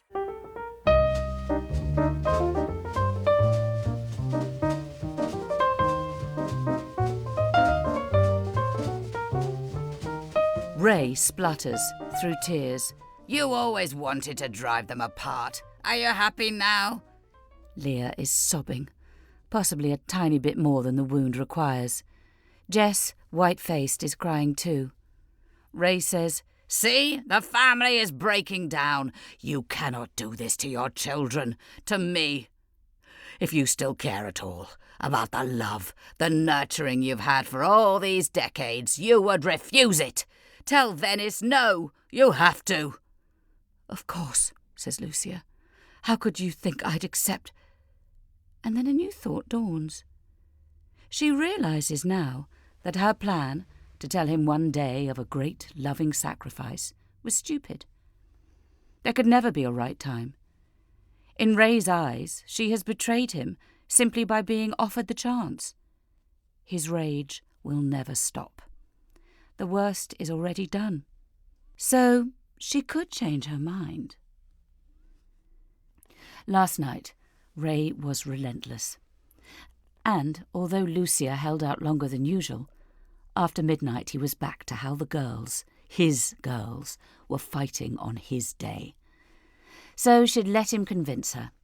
If she persuaded Jess to apologise to Leah, some of the damage would be undone.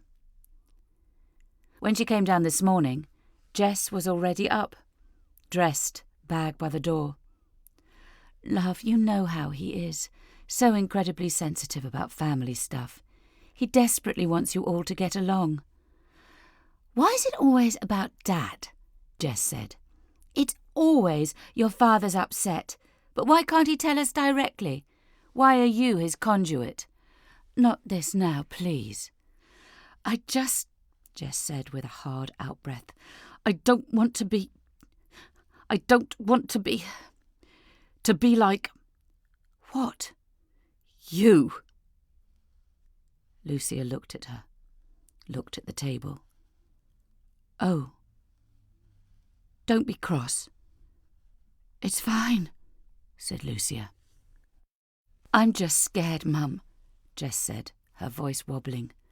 Maybe you and Dad, he was so spectacular when you met, but me and Martin, I feel he's telling me we are happy and that I'll never find anyone who loves me as much. And maybe he's right. But I can't be with him just because I'm scared no one else will want me, can I? Why wouldn't they? You're completely lovable. I can't be, Jess said, tears beginning to dot off her nose and onto her top. Look, you need to stay until after lunch.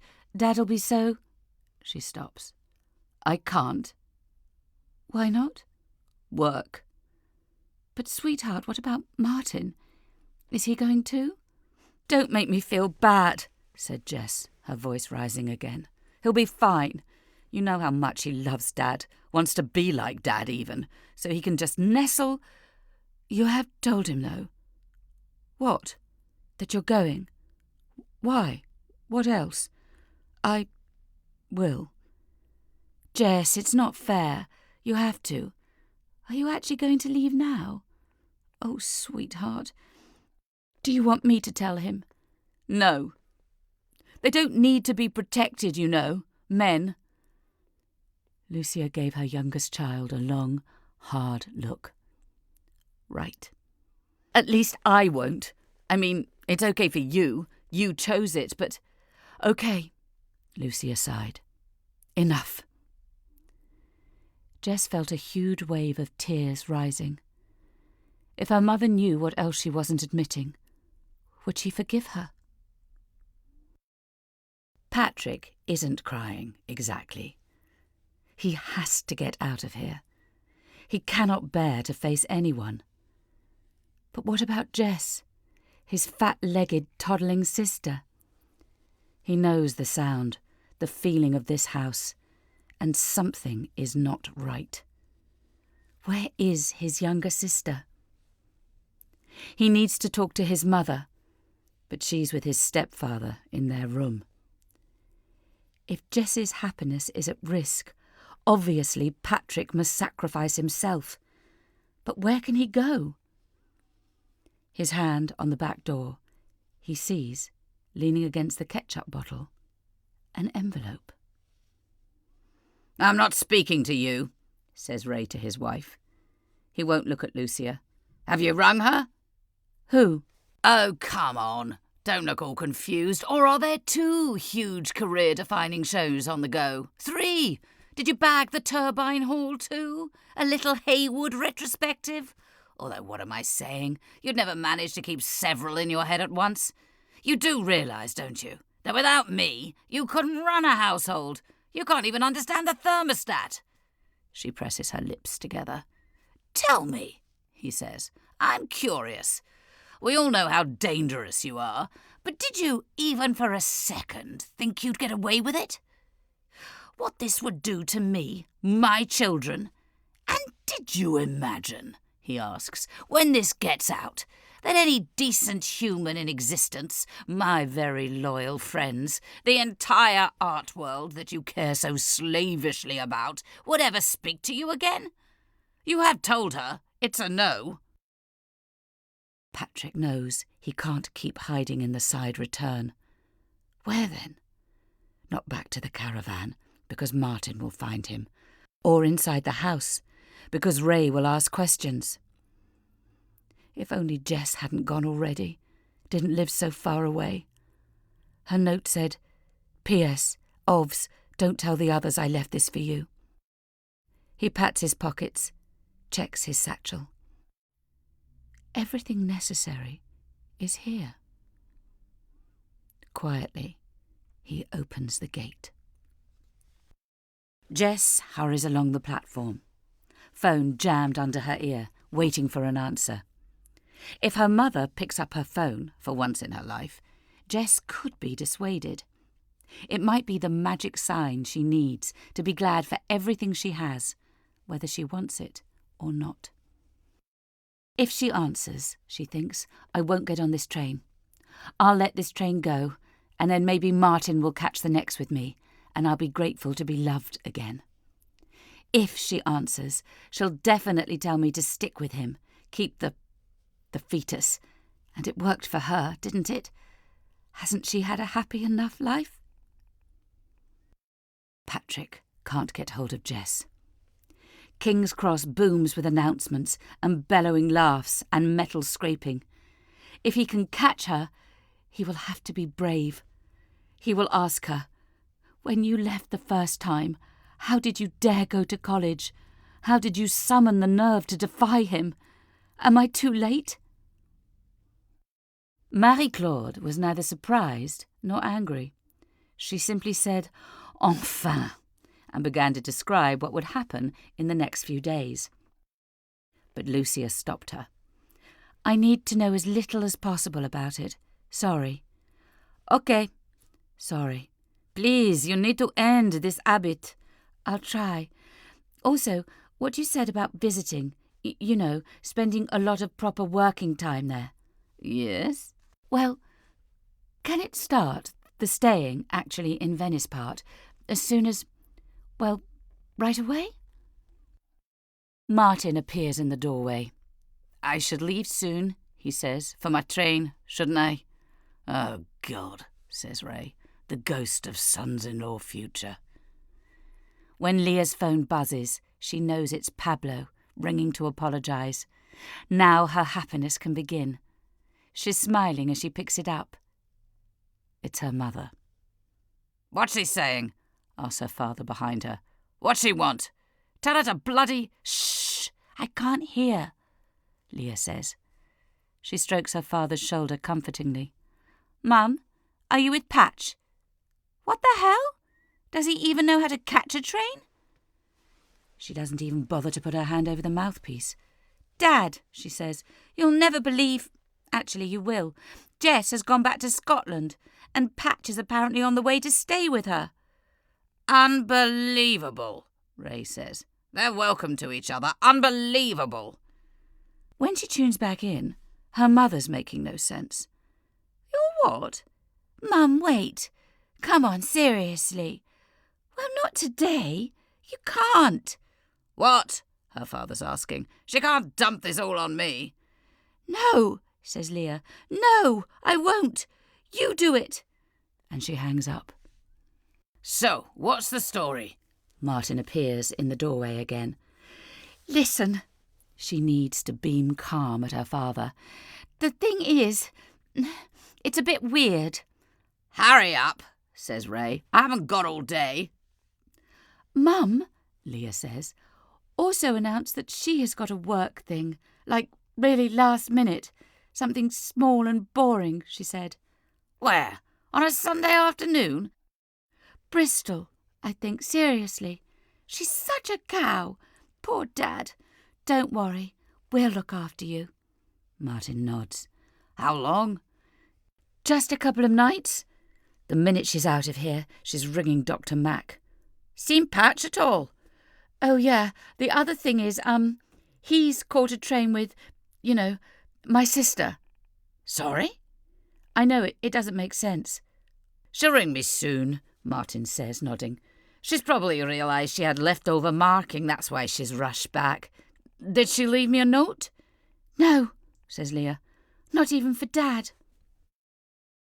Martin looks up out of the window, wrinkling his nose to keep his glasses on. It's raining again, he says, and gives a small cough. I wonder if, you know, something's gone to my chest. My Year 12s have a study week and the rest of them barely...